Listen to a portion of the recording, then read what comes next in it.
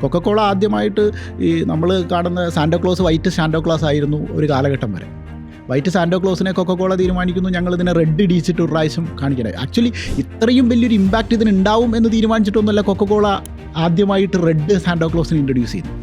അപ്പോൾ പക്ഷേ ഒരിക്കലും അത് ഇൻട്രൊഡ്യൂസ് ചെയ്ത് കഴിഞ്ഞപ്പോൾ ലോകത്താകമാനം സാന്റാക്ലോസ് റെഡായി.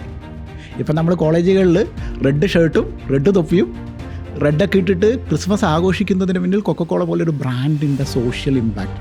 എന്നാൽ ഹിറ്റ്ലറും ഗീവൽസും ഉണ്ടാക്കിയതാണ് അഡ്വർടൈസിങ്ങിൻ്റെ ഏറ്റവും വലിയ പാഠം. നമ്മൾ ഏത് അഡ്വർടൈസിങ് സ്കൂളിൽ പഠിച്ചാലും ഗീവൽസിനെ ഒന്ന് സൂക്ഷ്മമായിട്ട് പഠിക്കാതെ നല്ല അഡ്വർടൈസിങ് ഉണ്ടാക്കാൻ കഴിയും. ഹിറ്റ്ലർ ഒരു സമയത്ത് റൂമിനകത്ത് പേടിച്ചിരിക്കുകയും പുറത്തിറങ്ങി വന്ന ഇമോഷൻ, ഹിറ്റ്ലറുടെ പ്രസംഗം നിങ്ങൾ നമുക്ക് ജർമ്മനൊന്നും മനസ്സിലാവണ്ട, പുള്ളി അതങ്ങോട്ട് പൊളിച്ചടുക്കണം. എന്താ പറയുക, പുള്ളി പറയുന്നത് എന്താണെന്ന് മനസ്സിലാവണ്ട, മുഖത്തും ശരീരത്തിലും ജനം പുള്ളി പറയുന്ന മൊത്തം മണ്ടത്തരാന്ന് കേട്ടൊക്കെ അറിയാം.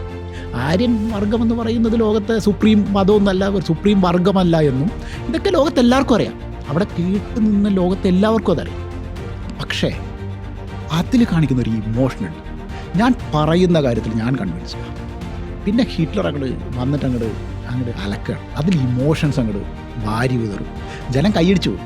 ഗാന്ധിയുടെ ബ്രാൻഡിങ് എന്തായിരുന്നു? ബുദ്ധൻ ചെയ്തവരെ നടക്കുക, ഭയങ്കര വേഗത്തിൽ നടക്കുന്ന, വേറെ ആർക്കും നടന്നെത്താൻ പറ്റില്ല. അപ്പോൾ ഗാന്ധി എനിക്ക് സംസാരിക്കാൻ അറിയില്ല എന്നുള്ളത് ഗാന്ധി ഡ്രസ്സ് അങ്ങനെ ബ്രാൻഡ് ചെയ്തു. ഗാന്ധി ഭയങ്കര കൃത്യമായിട്ട് അയാളുടെ ബ്രാൻഡിങ്ങിൽ ശ്രദ്ധിച്ച ഒരാളാണ്. അപ്പോൾ ഈ ബ്രാൻഡിങ് എന്ന് പറയുന്നത്, ഞാൻ ഒരിക്കലും ബ്രാൻഡുകളിലോ പ്രൊഡക്റ്റുകളിലോ അല്ല ബ്രാൻഡിങ് ആണ്.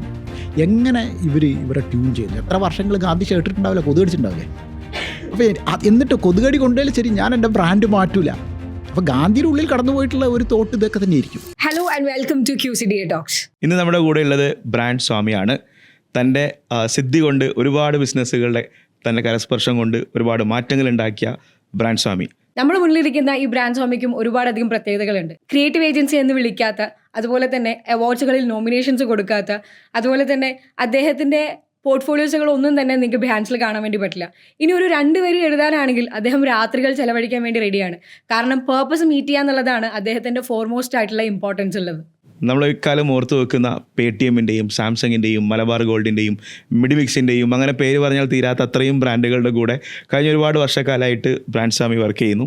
ഇന്നത്തെ ദിവസം കോണ്ടന്റ് മാനുഫാക്ചറിംഗ് കമ്പനിയുടെ സ്റ്റുഡിയോയിൽ അദ്ദേഹത്തെ കൊണ്ടെത്തിക്കാൻ സാധിച്ചതിൽ ഞങ്ങളുടെ ഈ പോഡ്കാസ്റ്റ് വളരെ ധന്യമാകുമെന്ന് കരുതുന്നു. ബ്രാൻഡ് സ്വാമി, ആ പേര് അല്ലെങ്കിൽ അതിൽ തന്നെ ഉണ്ട്.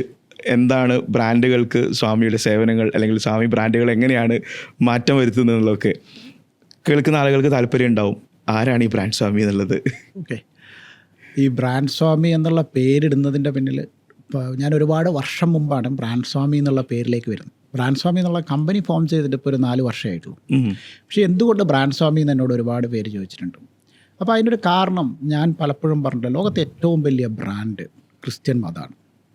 അതിനേക്കാൾ മുമ്പുണ്ടായ ലോകത്തെ ഏറ്റവും വലിയ ബ്രാൻഡ് ബുദ്ധമതമാണ്.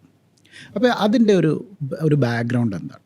ഇപ്പം നമ്മൾ ലോകത്തെ ക്രിസ്ത്യൻ മതത്തെ ബിൽഡ് ചെയ്യുന്നത് സ്റ്റോറികളാണ്, രസകരമായ കഥകളാണ്.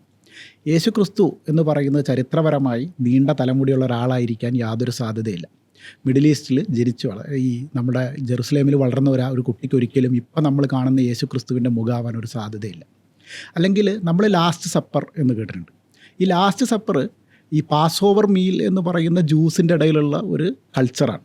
അത് എല്ലാ ജ്യൂസ് ഫാമിലിയിലും ഇപ്പോഴും നടക്കുന്ന ഒരു കൾച്ചറാണ് ഈ ലാസ്റ്റ് സപ്പർ. എല്ലാവരും ഒരുമിച്ചിരുന്ന് ഭക്ഷണം കഴിക്കുന്നതിന് പറയുന്ന പാസ് ഓവർ മീൽസ് എന്ന് പറയുന്ന അതിനെ ലാസ്റ്റ് സപ്പർ എന്ന് പറയുന്ന ഒരു സ്റ്റോറിയിലേക്ക് ബിൽഡ് ചെയ്തെടുക്കുന്ന അങ്ങനത്തെ ഒരുപാട് സ്റ്റോറികൾ. അതിനൊരു ഐക്കൺ ഉണ്ടാവുന്നു, ഒരു ക്രോസ് എന്ന് പറയുന്ന ഒരു ഐക്കൺ ഉണ്ടാവുന്നു. അതിന് വായിക്കാൻ ബൈബിൾ എന്ന് പറയുന്ന വളരെ രസകരമായ കഥകളുള്ള, വളരെ ഇക്ലിപ്പെടുത്തുന്ന കഥകൾ, ഞാൻ അങ്ങനെ തന്നെ പറയും. കാരണം കഥകൾ എന്ന് പറയുന്നത് എഴുതുമ്പോൾ ആളുകൾക്ക് മനസ്സിലാവണം എന്തുകൊണ്ട് വീഞ്ഞ് ഉണ്ടാക്കുന്നു. വീഞ്ഞുണ്ടാക്കുന്നതിന് പകരം അവിടെ മെഡിസിൻ ഉണ്ടാക്കായിരുന്നു. ഈ വീഞ്ഞ് വളരെ വളരെ ഇമോഷണൽ ആയിട്ടുള്ള, വളരെ റൊമാൻറ്റിക് ആയിട്ടുള്ള സാധനമാണ്. അതിനകത്ത് ആ ഇമോഷണൽ ഫാക്ടർ ആയതുകൊണ്ടാണ് വീഞ്ഞ് എന്ന കഥ രൂപപ്പെടുന്നത്. യേശു വീഞ്ഞുണ്ടാക്കിയോ ഇല്ലയോ എന്നുള്ളതിലേക്കല്ല ഞാൻ പോകുന്നത്. പക്ഷേ ഇതൊരു സ്റ്റോറി ടെല്ലിങ്ങിൻ്റെ ഒരു ആസ്പെക്റ്റ് ഉണ്ട്. അപ്പോൾ വളരെ രസകരമായ കഥകളിലൂടെയാണ് ലോകത്തെ എല്ലാ മതങ്ങളും ഉണ്ടായിട്ടുള്ളത്. അതുകൊണ്ടാണ് നമ്മളിപ്പോൾ ബുദ്ധം ശരണം ഗച്ഛാമി എന്ന് പറഞ്ഞാൽ ബുദ്ധൻ്റെ രസകരമായ കഥയാണ്. ബുദ്ധൻ ഒരിക്കലും ഇരുന്ന് മെഡിറ്റേറ്റ് ചെയ്ത ഒരാളല്ല. ബുദ്ധൻ്റെ വാക്കിംഗ് മെഡിറ്റേഷനും ബുദ്ധൻ ഇരുന്നും നിന്നും കിടന്നും മെഡിറ്റേഷൻ ചെയ്യാൻ പറ്റുന്ന തരത്തിൽ നടന്നിട്ടുള്ളൊരു മനുഷ്യനാണ്. അപ്പോൾ ഈ ബുദ്ധൻ്റെ ആത്മകഥ നിങ്ങൾ വായിക്കുകയാണെങ്കിൽ അതിൽ രസകരമായൊരു സാധനം, ബുദ്ധൻ രാവിലെ എഴുന്നേറ്റിട്ട് കയ്യിലൊരു ബൗളുമായിട്ട് അങ്ങനെ നടക്കും, ബാക്കിൽ അനുയായികളും നടക്കും. അങ്ങനെ എല്ലാവരും നടക്കും. ഓരോ വീട്ടിലും കയറി വെറുതെ ഈ പാത്രം ഫ്രണ്ടിലേക്ക് കാണിക്കും. എന്തെങ്കിലും കിട്ടിയാലും ഇല്ലെങ്കിലും അതേ മുഖഭാവത്തോടൊരു തിരിച്ചു പോവുകയും ഈ പാത്രം നിറഞ്ഞാൽ ഒരു പട്ടാളം മാർച്ച് പാസ്റ്റ് ചെയ്യുന്ന പോലെ തിരിച്ചു പോവുകയും ചെയ്യും. ഇതൊരു ഭയങ്കര ഒരു അച്ചടക്കത്തോടു കൂടി ഇവരിങ്ങനെ നടക്കുകയാണ്. ഈ നടത്തമാണ് ബുദ്ധമതത്തെ ക്രിയേറ്റ് ചെയ്തത്. അതിനകത്തൊരു എല്ലാ ദിവസം രാവിലെ ഇവർ നടക്കും. എല്ലാ ദിവസം രാവിലെ ഒരു സമയം കഴിഞ്ഞാൽ ഇപ്പോൾ 7 മണി ഫോർ എക്സാമ്പിൾ, 7 മണിക്ക് ഇവരിങ്ങനെ നടക്കും, എന്നിട്ട് തിരിച്ചു പോകും. ഈ ഒരു റിപ്പീറ്റേഷനാണ് ബുദ്ധമതത്തെ ക്രിയേറ്റ് ചെയ്യുന്നത്. അങ്ങനെ നമ്മൾ ഈ കൺസിസ്റ്റൻസി സ്ഥിരമായി ഇത് ചെയ്യണം. ഒരു ദിവസം ചെയ്തിട്ട് കാര്യമില്ല. എത്രയോ വർഷങ്ങൾ ബുദ്ധനും അനുയായികളും നടന്ന് അവർ ഒരു ബാംബു മൊണസ്ട്രിയാണ് ആദ്യമായിട്ട് ബുദ്ധമതം ഉണ്ടാക്കുന്നത്. അപ്പോൾ അങ്ങനെ അവരുണ്ടാക്കുന്ന ബുദ്ധമത മൊണസ്ട്രിയിലേക്ക് ആളുകൾ വരുന്നു. അപ്പോൾ ഇതിനൊക്കെ കൃത്യമായ ബ്രാൻഡുകളുടെ ഒരു സ്ട്രക്ചറുണ്ട്. അതങ്ങനെ ഏത് മതത്തെ നിങ്ങൾ സൂക്ഷ്മമായിട്ട് നോക്കിയാലും ഇപ്പം നമ്മൾ പറയുന്ന, എനിക്ക് തോന്നുന്നത് 1925 ശേഷമൊക്കെയാണ് ഹിന്ദുൽബേക്ക് വരുന്ന കാലഘട്ടത്താണ് ഈ ഭഗവത്ഗീത എന്ന് പറയുന്ന ഒരു സാധനത്തിന് കൂടുതൽ ഫോക്കസ് വരുന്നത്. എത്രയോ ലക്ഷക്കണക്കിന് ശ്ലോകങ്ങളുള്ള മഹാഭാരതത്തിൽ നിന്ന് ഒരു പോർഷൻ എന്താവുകയാണ്, ഒരു പോർഷൻ ഫോക്കസ്ഡ് ആവുകയാണ്. അപ്പോൾ ഈ ഫോക്കസ്ഡ് ആവുന്നതോടുകൂടി അതിലേക്ക് ആളുകൾ ശ്രദ്ധിക്കാൻ തുടങ്ങും. അപ്പോൾ ഇത്തരത്തിൽ മതങ്ങൾക്കൊരു സ്ട്രക്ചറുണ്ട്. അപ്പോൾ അതുകൊണ്ടാണ് ബ്രാൻസ്വാമിയുടെ എബൌട്ട് അസ് എഴുതിയ സമയത്ത് ഞാൻ വളരെ കൃത്യമായിട്ട് എഴുതിയിട്ടുണ്ട്, ഒരു brands also need shrines, temples and priest, brands and we can be one of them എന്ന് പറഞ്ഞിട്ടാണ് ആക്ച്വലി ഈ ബ്രാൻസ്വാമിയുടെ തുടക്കം. മതങ്ങൾ ഉണ്ടാക്കിയൊരു ഇമ്പാക്റ്റ് ഉണ്ട്. 1.4 ബില്യൺ ആളുകൾ, ഏകദേശം 140 കോടി ആളുകൾ ക്രിസ്ത്യ മതത്തിൽ വിശ്വസിക്കുന്നുണ്ട്. എവിടെയോ ആരോ പറയുന്ന ഒരു കഥയിലാണ് ഇവരെ കോർത്തിണക്കി നിർത്തിയിരിക്കുന്നത്. ഒരു കഥയാണ്, ഒരു കഥയിൽ ഇവരെ ഇങ്ങനെ കെട്ടിവെച്ചിരിക്കുകയാണ്. ഈ കഥ എല്ലാ ദിവസവും കൃത്യമായിട്ട് റിപ്പീറ്റ് ചെയ്യുന്ന ഒരു കഥയാണ്. പള്ളിയിൽ മണിയടിക്കുമ്പോൾ അതിലേക്ക് ഉണരുന്ന ഒരു ആത്മബോധത്തിൽ നിന്നാണ് ഈ സാധനം ഉണ്ടാകുന്നത്. അപ്പോൾ കഥയുടെ ഒരു സൗന്ദര്യം അതാ. അപ്പോൾ ഇതെന്തുകൊണ്ട് ബ്രാൻഡുകൾക്ക് ചെയ്യാൻ പറ്റുന്നില്ല? കൊക്കക്കോളയ്ക്ക് ചെയ്യാൻ പറ്റിയിട്ടുണ്ട് എന്നുള്ളത്, കൊക്കക്കോള ആദ്യമായിട്ട് ഈ നമ്മൾ കാണുന്ന സാന്റാക്ലോസ് വൈറ്റ് സാന്റാക്ലോസ് ആയിരുന്നു ഒരു കാലഘട്ടം വരെ. വൈറ്റ് സാന്റാക്ലോസിനെ കൊക്കക്കോള തീരുമാനിക്കുന്നു, ഞങ്ങളിതിനെ റെഡ് ഇടിച്ചിട്ട് ഒരു പ്രാവശ്യം കാണിക്കണേ. ആക്ച്വലി ഇത്രയും വലിയൊരു ഇമ്പാക്റ്റ് ഇതിനുണ്ടാവും എന്ന് തീരുമാനിച്ചിട്ടൊന്നുമല്ല കൊക്കക്കോള ആദ്യമായിട്ട് റെഡ് സാന്റാക്ലോസിനെ ഇൻട്രൊഡ്യൂസ് ചെയ്യുന്നത്. അപ്പോൾ പക്ഷേ ഒരിക്കൽ അത് ഇൻട്രൊഡ്യൂസ് ചെയ്ത് കഴിഞ്ഞപ്പോൾ ലോകത്താകമാനം സാന്റാക്ലോസ് റെഡായിപ്പോയി. ഇപ്പം നമ്മൾ കോളേജുകളിൽ റെഡ് ഷർട്ടും റെഡ് തൊപ്പിയും റെഡൊക്കെ ഇട്ടിട്ട് ക്രിസ്മസ് ആഘോഷിക്കുന്നതിന് പിന്നിൽ കൊക്കക്കോള പോലെ ഒരു ബ്രാൻഡിൻ്റെ സോഷ്യൽ ഇമ്പാക്റ്റാണ്. അവരൊരു കഥയെ മാറ്റി പറയുകയാണ്. ഒരു കഥ അങ്ങോട്ട് മാറിപ്പോകുന്നു. ടോട്ടലി ഒരു കഥ അങ്ങ് മാറ്റാൻ തരത്തിൽ ശക്തമായ കഥകൾ ഉണ്ടാക്കാൻ മതങ്ങൾക്ക് കഴിയുന്നുണ്ട്. അപ്പോൾ ഇത്തരം ബ്രാൻഡുകൾക്കും ഇത്തരം കഥകൾ ഉണ്ടാക്കാൻ പറ്റണം എന്നുള്ള വിശ്വാസം എന്നാണ് ബ്രാൻസ്വാമി എന്നുള്ള പേരിലേക്ക് ഞാൻ വരുന്നത്. ഇതിനപ്പുറത്തേക്ക് ഇതിനകത്ത് റിലീജിയനൊന്നുമില്ല. എനിക്ക് ഏറ്റവും ഇഷ്ടപ്പെട്ടത് മതങ്ങളുടെ സ്റ്റോറിയാണ്. അത് ഭയങ്കര സോളിഡാണ്. സോളമൻ്റെ ഗീതങ്ങൾ നമ്മൾ വായിച്ചു കഴിഞ്ഞാൽ ഇപ്പോഴത്തെ വായിക്കുന്ന ഏത് പുസ്തകത്തേക്കാൾ നമ്മൾ എന്ത് ചെയ്യും, നമ്മളത് വായിച്ചിട്ട് അങ്ങോട്ട് എനർജൈസ് ആയി പോകും. അപ്പോൾ ഇത്തരം സ്റ്റോറി പറയാൻ കഴിയുന്ന ബ്രാൻഡുകൾ ഉണ്ടാക്കുക എന്നുള്ളതാണ് സത്യത്തിൽ എൻ്റെ ഒരു ദൗത്യമായിട്ട് ഞാൻ കാണുന്നത്. ഈ മതങ്ങൾ എങ്ങനെയാണോ മനുഷ്യരെ ആകർഷിച്ചത്, അതുപോലെ ബ്രാൻഡുകളെ അല്ലെങ്കിൽ മനുഷ്യരെ ബ്രാൻഡുകളിലേക്ക് ആകർഷിക്കുക എന്നുള്ളതാണ്. അതാണ് നമ്മുടെ ലക്ഷ്യം. വളരെ ക്ലിയർ ആണ്. നമ്മൾ കോണ്ടന്റുകളാണ് ബ്രാൻസ്വാമിയുടെ ഏറ്റവും പ്രധാനപ്പെട്ട സ്ട്രെങ്ത് എന്ന് പറയുന്നത്. ഒരു റീസെൻ്റായിട്ട് ഞാൻ ശ്രദ്ധിച്ച ക്യാമ്പയിൻ, ഇന്നും ആ ബ്രാൻഡിൻ്റെ ഒരുപാട് ഔട്ട്ലെറ്റുകൾ ലോഞ്ച് ചെയ്തിട്ടുണ്ടെങ്കിലും ഏറ്റവും അറിയപ്പെട്ട ഒന്ന്, എല്ലാ തറകളും നന്നാവും എന്ന് ബ്രാൻസ്വാമി എഴുതി വെച്ചൊരു കോപ്പി.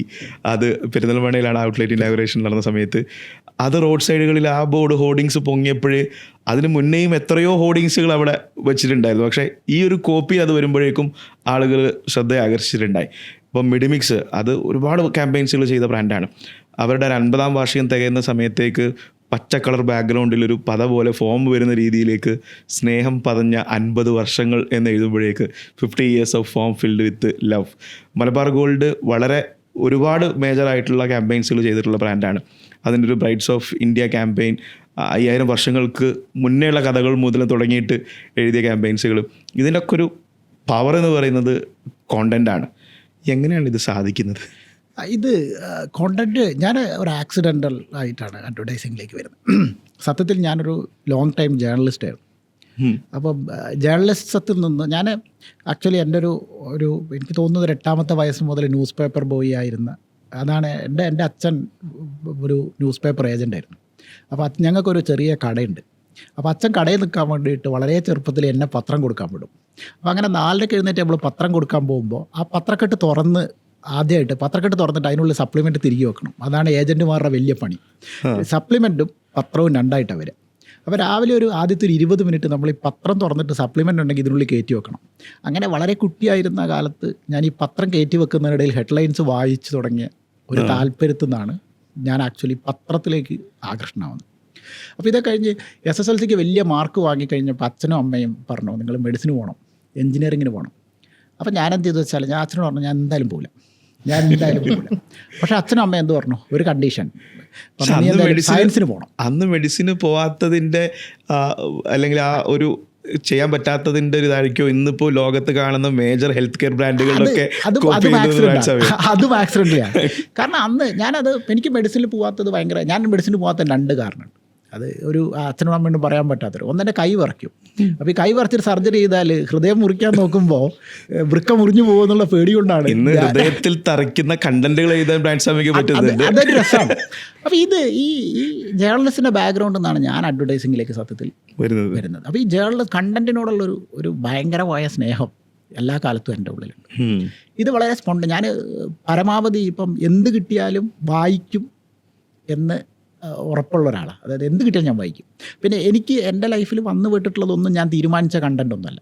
ഇപ്പം ഞാൻ ആദ്യമായിട്ട് വളരെ ഭയങ്കര സന്തോഷത്തോടുകൂടി ലൈഫിൽ ജേർണലിസ്റ്റ് ആവണം എന്ന് ആഗ്രഹിച്ചിരുന്നിട്ട് 20ാമത്തെ വയസ്സിൽ മനോരമയിൽ ജേർണലിസ്റ്റായിട്ട് ജോയിൻ ചെയ്യുമ്പം എനിക്ക് ഫസ്റ്റ് കിട്ടുന്ന അപ്പോയിൻമെൻറ്റ് തൊഴിൽവീതിയിലാണ്.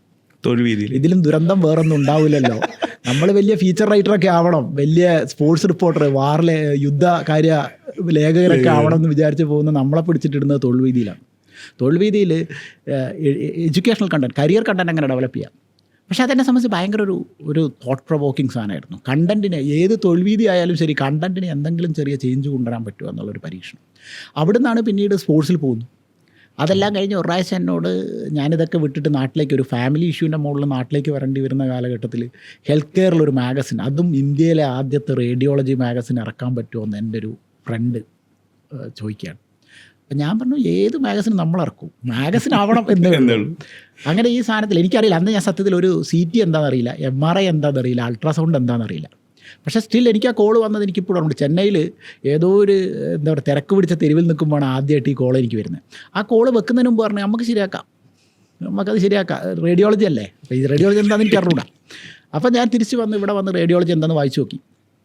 ഓക്കെ ഗുഡ്, ഇതിൽ വേറെ മാഗസിനൊന്നുമില്ല, അതുകൊണ്ട് കോമ്പറ്റീഷൻ ഇല്ല. അപ്പോൾ നമ്മളങ്ങനെ പേരിട്ടു, അങ്ങനെ തുടങ്ങി. ഒരു റെഫറൻസ് എടുക്കാൻ മറ്റു മാഗസിനില്ല, ഒന്നുമില്ല, നമുക്കന്ന് റെഫറൻസ് എടുക്കാനുള്ള സ്കോപ്പില്ല. അപ്പം നമ്മൾ വിചാരിച്ചു ഓക്കെ എന്നാൽ ചെയ്ത് കളയാം. അങ്ങനെ അത് ഞാൻ ചെയ്തപ്പോൾ തന്നെ ഒരു കാര്യത്തിൽ എനിക്ക് വളരെ കൃത്യമായൊരു ധാരണ ഉണ്ടായിരുന്നു, യോ ബിസിനസ് മോഡൽ ഇസ് റോങ്. ഞാൻ അക്കാര്യത്തിൽ അവരോട് അന്നും പറഞ്ഞൊരു കാര്യമുണ്ട്, നിങ്ങളുടെ ബിസിനസ് മോഡൽ റോങ് ആണ്.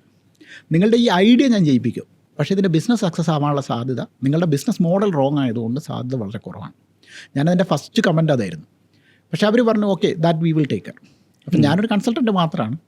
ഞാനൊരു ദിവസം ഓഫീസിൽ വരും, ടീമുണ്ട്, സ്റ്റാഫിനെ സെറ്റ് ചെയ്തു, ഞാൻ വന്നാൽ വന്നു, പോയാൽ പോയി എന്നുള്ള അവസ്ഥയില്ലേ. പക്ഷേ അപ്പോൾ ഞാൻ കണ്ടൻറ്റ് ഡെവലപ്പ് ചെയ്യും, അതിൻ്റെ തോട്ട് ഡെവലപ്പ് ചെയ്യും. It becomes A brand. Colour Doppler ആ സെഗ്മെൻറ്റിലെ ലീഡിങ് മാഗസിൻസായി മാറി. പക്ഷേ ഈ സമയത്ത് ഇത് ബിസിനസ് ഫെയിലാവാനും തുടങ്ങി. അപ്പോൾ ഈ ബിസിനസ് ഫെയിലാവാൻ തുടങ്ങിയപ്പോൾ ഓട്ടോമാറ്റിക്കലി എന്നോട് പാർട്ട്ണറായിട്ട് ജോയിൻ ചെയ്യാൻ പറ്റുമോ എന്നൊരു ക്വസ്റ്റ്യൻ വരുന്നു. അപ്പോൾ ഞാൻ വിചാരിച്ചു എനിക്ക് ബിസിനസ് എന്താണെന്നുള്ള സത്യം പറഞ്ഞാൽ ഞാനൊരു ഓൺട്രപ്രണർ ആകുമെന്നോ ഒരു ബിസിനസ് ചെയ്യണമെന്നോ സ്വന്തമായൊരു സ്ഥാപനം ഉണ്ടാക്കണമെന്നോ അന്ന് വരെ ജീവിതത്തിൽ ചിന്തിക്കാത്ത ഒരാളാണ്. അപ്പം ആദ്യം ഞാൻ പറ്റില്ലായിരുന്നു. പിന്നെ സ്റ്റാഫ് ചോദിച്ചു നടക്കുമോ. അപ്പോൾ സ്റ്റാഫും കൂടി സംസാരിച്ചപ്പോൾ ഞാൻ പറഞ്ഞു ഓക്കെ ഒന്ന് ട്രൈ ചെയ്യാം, എന്തുകൊണ്ട് ചെയ്തുകൂടാ. അങ്ങനെ ഞാൻ ഇറങ്ങിക്കഴിഞ്ഞ് നമ്മൾ അടുത്ത ചെയ്തൊരു സ്റ്റെപ്പ് എന്താണെന്ന് വെച്ചാൽ ഇന്ത്യയിലെ ഫേമസ് ആയിട്ടുള്ള മെഡിക്കൽ ജേർണലുകളുടെ കോൺട്രാക്ട് ഞാൻ ഏറ്റെടുത്തു. അപ്പോൾ ഇന്ത്യയിലെ ലീഡിങ് ഡോക്ടേഴ്സിൻ്റെ മെഡിക്കൽ ജേർണൽസ് അവർക്ക് വേണ്ടിയിട്ട് ഞാൻ ഇറക്കാൻ തുടങ്ങി. അപ്പോൾ സ്വാഭാവികമായിട്ട് ഇവരുമായിട്ടുള്ള ഇൻട്രാക്ഷനിൽ ഈ മെഡിക്കൽ കണ്ടൻറ്റ് എന്താണെന്നുള്ളതും അതിൻ്റെ ഒരു ഹെൽത്ത് കെയർ പോസിബിലിറ്റി എന്താണെന്നുള്ളതും ഞാൻ റിയലൈസ് ചെയ്തു. ഈ ഒരു കാലത്താണ് ആക്ച്വലി ഹെൽത്ത് കെയർ എന്നുള്ളൊരു സാധനത്തിൻ്റെ ഒരു depth, medical research and content ഒക്കെ ഇറങ്ങിയ സമയത്ത് നമ്മൾ ഈ ഹെൽത്ത് കെയറിനെ കുറിച്ച് കൂടുതൽ അറിയാൻ തുടങ്ങി. അപ്പോൾ അതെന്ത് ചെയ്തു, അതിനകത്ത് നമ്മൾ ഇന്നോവേഷൻ കൊണ്ടുവന്നു. അപ്പോൾ ആദ്യം നമ്മൾ ഒരു ബ്രാൻഡ് ഒരു മാഗസിൻ തുടങ്ങി, രണ്ടാമത്തെ മാഗസിനായി, മൂന്നാമത്തെ മാഗസിനായി. അങ്ങനെ ഇത് നമ്മൾ ഇന്ത്യയിലൊരു 15ഓളം മെഡിക്കൽ ജേർണലുകൾ ഇറക്കുന്ന ഒരു ലെവലിലേക്ക് നമ്മളുടെ ബിസിനസ് വന്നു. ഇതൊക്കെ ആക്സിഡൻ്റലായി സംഭവിക്കുന്ന. അപ്പോൾ ഇത് രസകരമേ. നമ്മളെന്ത് ചെയ്യുന്നത് വെച്ചാൽ സാധാരണ മെഡിക്കൽ ജേർണൽ വളരെ എന്താ പറയുക ബോറായിട്ട് ഇവർ ഒന്നും ചിന്തിക്കാതെ കണ്ടൻറ്റിൽ മാത്രം ഫോക്കസ് ചെയ്യും. അപ്പോൾ നമ്മളതിൽ കുറച്ച് ബ്ലർബിടും, നമ്മളതിൽ കുറച്ച് രസകരമായ കുറച്ച് ലൈൻസ് കൊടുക്കും. അപ്പോൾ അത് ആളുകൾ അട്രാക്ട് ഇൻട്രസ്റ്റിംഗ് ആയി. ഇതിന് നമ്മളതിൻ്റെ ഇമ്പോർട്ടൻറ്റ് ഭാഗങ്ങൾ സെലക്ട് ചെയ്തിട്ട് ഡോക്ടറോട് സംസാരിച്ച് അതിൻ്റെ പോർഷൻസ് നമ്മൾ ഹൈലൈറ്റ് ചെയ്യാൻ തുടങ്ങി. സോ ഓട്ടോമാറ്റിക്കലി ഇറ്റ് സ്റ്റാർട്ടഡ് ഒരു ചെറിയ ചേഞ്ചും ഉണ്ട്. അപ്പോൾ സ്വാഭാവികമായിട്ടും GE, സാംസങ് പോലുള്ള കമ്പനികൾ ഇതാരാണ് ഈ കമ്പനി എന്ന് ചിന്തിക്കാൻ തുടങ്ങി. അങ്ങനെ ഇവർ നമ്മളെ മീറ്റിങ്ങിന് വിളിക്കാൻ തുടങ്ങി. ഡോക്ടേഴ്സിൻ്റെ കണ്ടൻറ് ഉണ്ടാക്കുന്ന ഒരാൾക്ക് ഡോക്ടേഴ്സിന് ഉണ്ടാക്കാൻ പറ്റിയ കണ്ടൻറ് ഉണ്ടാക്കാൻ പറ്റും എന്നൊരു തോട്ടിൽ നിന്നാണ് അവർ നമ്മളെ വിളിക്കുന്നത്. അങ്ങനെ ഈ ഇന്ത്യയിലെ ഡോക്ടേഴ്സിന് വേണ്ടിയിട്ടുള്ള കമ്മ്യൂണിക്കേഷൻ മെറ്റീരിയൽസ് ഇവർ അതിൻ്റെ മാർക്കറ്റിംഗ് അത്തരത്തിലുള്ള സാധനങ്ങൾ ഞങ്ങൾക്ക് ഏൽപ്പിക്കാൻ തുടങ്ങി. അപ്പോൾ ഇത് നമ്മളെ സംബന്ധിച്ച് ഇതൊരു പുതിയ ഒരു ബിസിനസ് മോഡലാണ്. അപ്പോൾ ഇന്ത്യയിലെ നല്ല ലോകത്ത് ഇന്ത്യയിൽ ബിസിനസ് ചെയ്യുന്ന ലീഡിങ് ഹെൽത്ത് കെയർ മാനുഫാക്ചറിങ് കമ്പനികൾ, especially higher end medical devices, ഇപ്പോൾ പേഷ്യൻ്റ് മോണിറ്റർ പോലുള്ള ഡിവൈസസിനൊന്നും മെഡിക്കൽ കണ്ടൻറ് ആവശ്യമില്ല. പക്ഷേ നിങ്ങൾ സിയാം, CT, MRI അങ്ങനത്തെ കമ്പനികളൊക്കെ നമ്മളെ അപ്രോച്ച് ചെയ്യാൻ തുടങ്ങി. അപ്പോൾ ഇത് നമ്മളെന്ന് വെച്ചാൽ അവർക്ക് വേണ്ടിയിട്ടുള്ള കണ്ടൻറ് ഡെവലപ്പ് ചെയ്യാനും അവരുടെ കമ്മ്യൂണിക്കേഷൻ മെറ്റീരിയൽസ് റെഡിയാക്കാനും ഒക്കെ നമ്മൾ സ്റ്റാർട്ട് ചെയ്തു. സോ ഇങ്ങനെ ഈ മാഗസീനിൽ തുടങ്ങി ഈ ഡിവൈസുകളുടെയും എക്യുപ്മെന്റ്സിന്റെയും ഒക്കെ മാനുഫാക്ചറിലേക്ക് പോയി. ഭയങ്കര ബോറിംഗ് സബ്ജക്റ്റ് നമുക്കൊന്നും മനസ്സിലാവുകയില്ല. ഇത് ഭയങ്കര ടെക്നിക്കലായിട്ടുള്ള ഒരു സ്റ്റഫാണ്. ഇതിൻ്റെ ഉള്ളിൽ നടക്കുന്ന എന്തൊക്കെ തരത്തിലുള്ള ഇമേജിങ് നടക്കും, എന്താണ് ഇതിൻ്റെ ബെനഫിറ്റ്, ഇതിലെ കേസ് സ്റ്റഡീസ് എന്താണ്. പക്ഷേ ഇതിനെങ്ങനെ നമുക്ക് ഇത്രയും ബോറനായിട്ടുള്ള ഒരു കണ്ടന്റിനെ കുറച്ച് ഇൻട്രസ്റ്റിംഗ് ആക്കാൻ പറ്റിയാൽ പിന്നെ വരുന്ന എന്ത് സബ്ജക്റ്റ് സിമ്പിളാണ്. നിങ്ങളീ പറഞ്ഞ എല്ലാ തറകളും നന്നാവും എന്നുള്ളത് നമുക്ക് ബേസിക്കലി ഉള്ളിൽ നിന്ന് വരുന്ന സാധനമാണ്. അത് ഓട്ടോമാറ്റിക്കലി നമ്മൾ വളരെ സാധാരണക്കാരനായിട്ട് ചിന്തിച്ചു തുടങ്ങിയാൽ ഇപ്പം ഞാൻ എപ്പോഴും പറയുന്നുണ്ട്, നമ്മൾ കോപ്പി റൈറ്റിങ്ങിൽ ഞാൻ പഠിച്ചിട്ടില്ല. ഞാൻ ഈ കഴിഞ്ഞ ദിവസം ടീച്ചേഴ്സ് ഡേയിൽ ഞാനൊരു പോസ്റ്റ് ലിങ്ക്ഡിന് വേണ്ടിയിട്ട് ചെയ്തിട്ടുണ്ടായിരുന്നു. എന്നെ പഠിപ്പിച്ച 3 ടീച്ചർമാരെ ഞാൻ ജീവിതത്തിൽ മറക്കില്ല. ഒരു ടീച്ചർ 8ാം ക്ലാസ്സിൽ ജെയിംസ് P. ആൻ്റണി എന്ന് പറഞ്ഞ കോട്ടയംകാരനായ പടിഞ്ഞാറത്തറ ഗവൺമെൻറ് ഹൈസ്കൂളിൽ എന്നെ ഇംഗ്ലീഷ് പഠിപ്പിച്ച മാത്സ് സാറാണ്. ഇംഗ്ലീഷ് പഠിപ്പിക്കുക മാത്സ് സാറൊക്കെ ആണല്ലോ. അതാണ് ഇന്ത്യയിലെ വേറൊരു തമാശ. അപ്പോൾ അതുകൊണ്ട് നന്നായി ഇംഗ്ലീഷ് ടീച്ചർ പഠിപ്പിച്ചിരുന്നത് ചിലപ്പോൾ ഞാൻ അന്ന് ആ പാഠം പഠിക്കില്ലായിരുന്നു. അപ്പോൾ ഈ ജെയിംസ് സാറ് ഞങ്ങളുടെ ക്ലാസ്സിൽ അന്ന് പറഞ്ഞൊരു വാചകമുണ്ട്, ഇംഗ്ലീഷ് എപ്പോഴും സിമ്പിളായിട്ട് എഴുതണം. അതായത് വലിയ നീട്ടി എഴുതേണ്ട ആവശ്യമൊന്നുമില്ല, വളരെ സിമ്പിളായിട്ട്. എന്താ പറയുക, അപ്പോൾ അന്ന് പുള്ളി പറഞ്ഞൊരു സ്ഥാനത്ത് ഒരു സബ്ജക്റ്റ്, ഒരു ഓക്സിലറി വെർബ്, വേണമെങ്കിൽ ഒരു ഒബ്ജക്റ്റീവ്, ഒരു വെർബ്, വേണമെങ്കിൽ ഒരു അഡ്ജക്റ്റീവ്. ഇതായിരുന്നു പുള്ളിയുടെ വാചകം. വളരെ സിമ്പിളാണ്. I am ജോബി ജോസഫ് എന്ന് പറഞ്ഞാൽ മതി. അത് കേട്ട് കുത്തിട്ടിട്ട് I run അല്ലെങ്കിൽ I operate ബ്രാൻഡ് സ്വാമി എന്ന് പറഞ്ഞാൽ മതി. അതിന് പകരം I am Joby Joseph who runs brand Swami which makes thousands of contents എന്നൊന്നും എഴുതേണ്ട ആവശ്യമില്ലല്ലോ. വളരെ സിമ്പിളായിട്ട് എഴുതാവുന്ന. അപ്പോൾ അതുമായിരുന്നു എൻ്റെ ലൈഫിൽ ഒരു കണ്ടൻറ്റിനെ കുറിച്ചുള്ള എല്ലാ കാലത്തും ഞാൻ പറയുന്ന ഒരു പാഠം. രണ്ടാമത്തെ പാഠം ഇഗ്നേഷ്യസ് ഗോൺസാൽവസ് എന്ന് പറഞ്ഞ എൻ്റെ ജേർണലിസം പഠിപ്പിച്ച, ഒരുപക്ഷെ മലയാളം ജേർണലിസം കണ്ട ഏറ്റവും നല്ല എഴുത്തുകാരനായിരുന്നു, സ്പോർട്സ് ലേഖകനായിരുന്നു ഇഗ്നേഷ്യസ് ഗോൺസാൽവസ് സാറ് രണ്ടാമത് എന്നോട് പറഞ്ഞൊരു പാഠം. അത് ഞാൻ ലൈഫിൽ ഒരിക്കലും മറക്കില്ല. നിങ്ങൾ എന്ത് സാധനം എഴുതുമ്പോഴും കട്ടപ്പനയിലെ കുട്ടപ്പന ഓർക്കണം എന്നാണ്. നിങ്ങൾ മെഡിക്കൽ ജേർണൽ ഇറക്കിയാലും കട്ടപ്പനയിലെ കുട്ടപ്പന ഓർക്കണം. കട്ടപ്പനയിലെ കുട്ടപ്പന suppose to be an arbitrary, എന്താ പറയുക, ഒരു സാധാരണ മനുഷ്യൻ്റെ ഏറ്റവും വലിയ സിമ്പലാണ് കട്ടപ്പനയിലെ കുട്ടപ്പൻ. ഈ കട്ടപ്പനയിലെ കുട്ടപ്പന മനസ്സിലാവുന്ന രീതിയിൽ നമുക്ക് മെഡിക്കൽ ജേർണൽ ഇറക്കാൻ പറ്റുമോ? കട്ടപ്പനയിലെ കുട്ടപ്പനോടാണ് മെഡിവിക്സ് പറഞ്ഞത് നിന്റെ 50 വർഷത്തെ സ്നേഹം പതിപ്പിച്ചതാണ്. അത് വളരെ അത് അവർക്ക് വേണ്ടി അത്. പക്ഷേ അതിനകത്ത് വലിയൊരു കമ്മ്യൂണിക്കേഷൻ ആംഗിൾ ഉണ്ടാവും. പക്ഷേ അതിനെ എങ്ങനെ സിംപ്ലിഫൈ ചെയ്ത് കൊണ്ടുപോകാൻ പറ്റും. അപ്പോൾ അത് നമ്മൾ എഴുതിയ കോപ്പിയിൽ മാത്രമൊന്നുമല്ല, ലോകത്തെ ഏറ്റവും വലിയ എഴുത്തുകാർ എഴുതിയിട്ടുള്ള ഏറ്റവും ഫേമസ് ആയിട്ടുള്ള കോപ്പികളിൽ ഇപ്പം ഞാൻ നേരത്തെ പറഞ്ഞ ബൈബിളുകളിലേക്ക് വാചകം, നിന്നെപ്പോലെ നിൻ്റെ അയൽക്കാരനെ സ്നേഹിക്കുക, എന്ത് സിമ്പിളായ അത് എല്ലാവർക്കും മനസ്സിലാവില്ലേ? അതിനകത്ത് വലിയ ഫിലോസഫി ഒന്നുമില്ല. ഞാൻ ഏറ്റവും കൂടുതൽ ഫോളോ ചെയ്യുന്ന ലോക നേതാക്കളിലൊരാൾ, ഫോളോ ചെയ്തിട്ടുള്ളതും വായിക്കാൻ ശ്രമിക്കുന്നതും 2 ലോകമായുധമാണ്. 1ഉം 2ഉം ലോകമായുധങ്ങളിൽ എന്ത് കണ്ടാലും വായിക്കുന്നൊരു മനുഷ്യനാണ് ഞാൻ. കാരണം ഹിറ്റ്ലറും ഗീവൽസും ഉണ്ടാക്കിയതാണ് അഡ്വർടൈസിങ്ങിൻ്റെ ഏറ്റവും വലിയ പാഠങ്ങൾ. നമ്മൾ ഏത് അഡ്വർടൈസിങ് സ്കൂളിൽ പഠിച്ചാലും ഗീവൽസിനെ ഒന്ന് സൂക്ഷ്മമായിട്ട് പഠിക്കാതെ നല്ല അഡ്വർടൈസിങ് ഉണ്ടാക്കാൻ കഴിയില്ല. ഹിറ്റ്ലർ ഒരു സമയത്ത് റൂമിനകത്ത് പേടിച്ചിരിക്കുകയും പുറത്തിറങ്ങി വന്ന ഹിറ്റ്ലറുടെ പ്രസംഗം നമുക്ക് ജർമ്മനൊന്നും മനസ്സിലാവണ്ട, പുള്ളി അതങ്ങോട്ട് പൊളിച്ചടുക്കാണ്. എന്താ പറയുക, പുള്ളി പറയുന്നത് എന്താണെന്ന് മനസ്സിലാവണ്ട, മുഖത്തും ശരീരത്തിലും ജനം പുള്ളി പറയുന്ന മൊത്തം മണ്ടത്തരാന്ന് കേട്ടുവെക്കുന്നവനൊക്കെ അറിയാം. ആര്യൻ വർഗമെന്ന് പറയുന്നത് ലോകത്തെ സുപ്രീം മതമൊന്നല്ല, സുപ്രീം വർഗമല്ല എന്നും ഇതൊക്കെ ലോകത്ത് എല്ലാവർക്കും അറിയാം. അവിടെ കേട്ട് നിന്ന ലോകത്ത് എല്ലാവർക്കും അതറിയാം. പക്ഷേ അതിൽ കാണിക്കുന്ന ഒരു ഇമോഷനുണ്ട്. ഞാൻ പറയുന്ന കാര്യത്തിൽ ഞാൻ കൺവിൻസ്ഡാണ്. പിന്നെ ഹിറ്റ്ലർ അങ്ങോട്ട് അലക്കാണ്. അതിൽ ഇമോഷൻസ് അങ്ങോട്ട് വാരി വിതറും. ജനം കൈയടിച്ചു പോകും.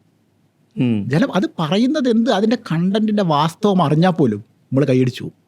ഇതിൻ്റെ കൂടെയാണ് ഗീവൽസിൻ്റെ അതിഭീകരമായ ബുദ്ധി. ഗീവൽസിൻ്റെ ബുദ്ധി എന്ന് പറഞ്ഞാൽ ഇപ്പം ലോകത്ത് ഒരുപാട് ആളുകളൊന്നും ചിന്തിക്കരുത് എന്താണ് ഈ നാസിയെ വളർത്തിയെന്ന് ചോദിച്ചാൽ വളരെ സിമ്പിളായിട്ട് പറയാനുള്ള ഒരു കാരണം അവർ മീഡിയ ഉപയോഗിച്ച രീതിയാണ്. ഇപ്പം ഒരു കള്ളം 1000 വട്ടം പറഞ്ഞാൽ സത്യമാകും എന്ന് ഗീവൽസിയൻ തിയറി എന്ന് നമ്മൾ പറയുന്ന ഒരു സംഭവം. പക്ഷേ അതിന് പിന്നിൽ അവർ ഉപയോഗിച്ച തന്ത്രങ്ങൾ. ലോകത്തെ ഏറ്റവും നല്ല സിനിമകളിലൊന്ന് ഇപ്പോഴും ഗീവൽസ് ഇറക്കിയ സിനിമയാണ്. അല്ലെങ്കിൽ ലോകത്തെ ഈ ജർമ്മനിയിലുള്ള എല്ലാ വീടുകളിലും റേഡിയോ കൊടുക്കണമെന്നും ആ റേഡിയോയിൽ രാവിലെ ഹിറ്റ്ലറുടെ പ്രസംഗവും വൈകുന്നേരം ഗീവൽസിൻ്റെ പ്രസംഗവും കേൾപ്പിക്കണമെന്നും തീരുമാനിച്ചതാണ് നാസി അധികാരത്തിൽ വരാനും ഏകദേശം ഒരു 15 വർഷത്തോളം 1930 മുതൽ 45 വരെ വരുന്ന കാലഘട്ടത്തിൽ അതിൻ്റെ ഏറ്റവും രസകരമായ ഒരു കാര്യം എത്രയോ മില്യൺ ആളുകളെ കൊന്നൊടുക്കുന്നവരെ ഓഷ്വിറ്റ്സ് എന്ന് പറയുന്നൊരു സാധനം അവിടെ ഉണ്ടായിരുന്നുവെന്ന് ലോകത്ത് ആർക്കും അറിയില്ല. റഷ്യൻ പട്ടാളം അതിനുള്ളിൽ കയറി ഇങ്ങനൊരു സാഹചര്യം കണ്ടെത്തുന്നവരെ ലോകത്തൊരാളും വിശ്വസിച്ചിട്ടില്ല ഹിറ്റ്ലർ ചെയ്യുന്നുണ്ടെന്നുള്ളത്.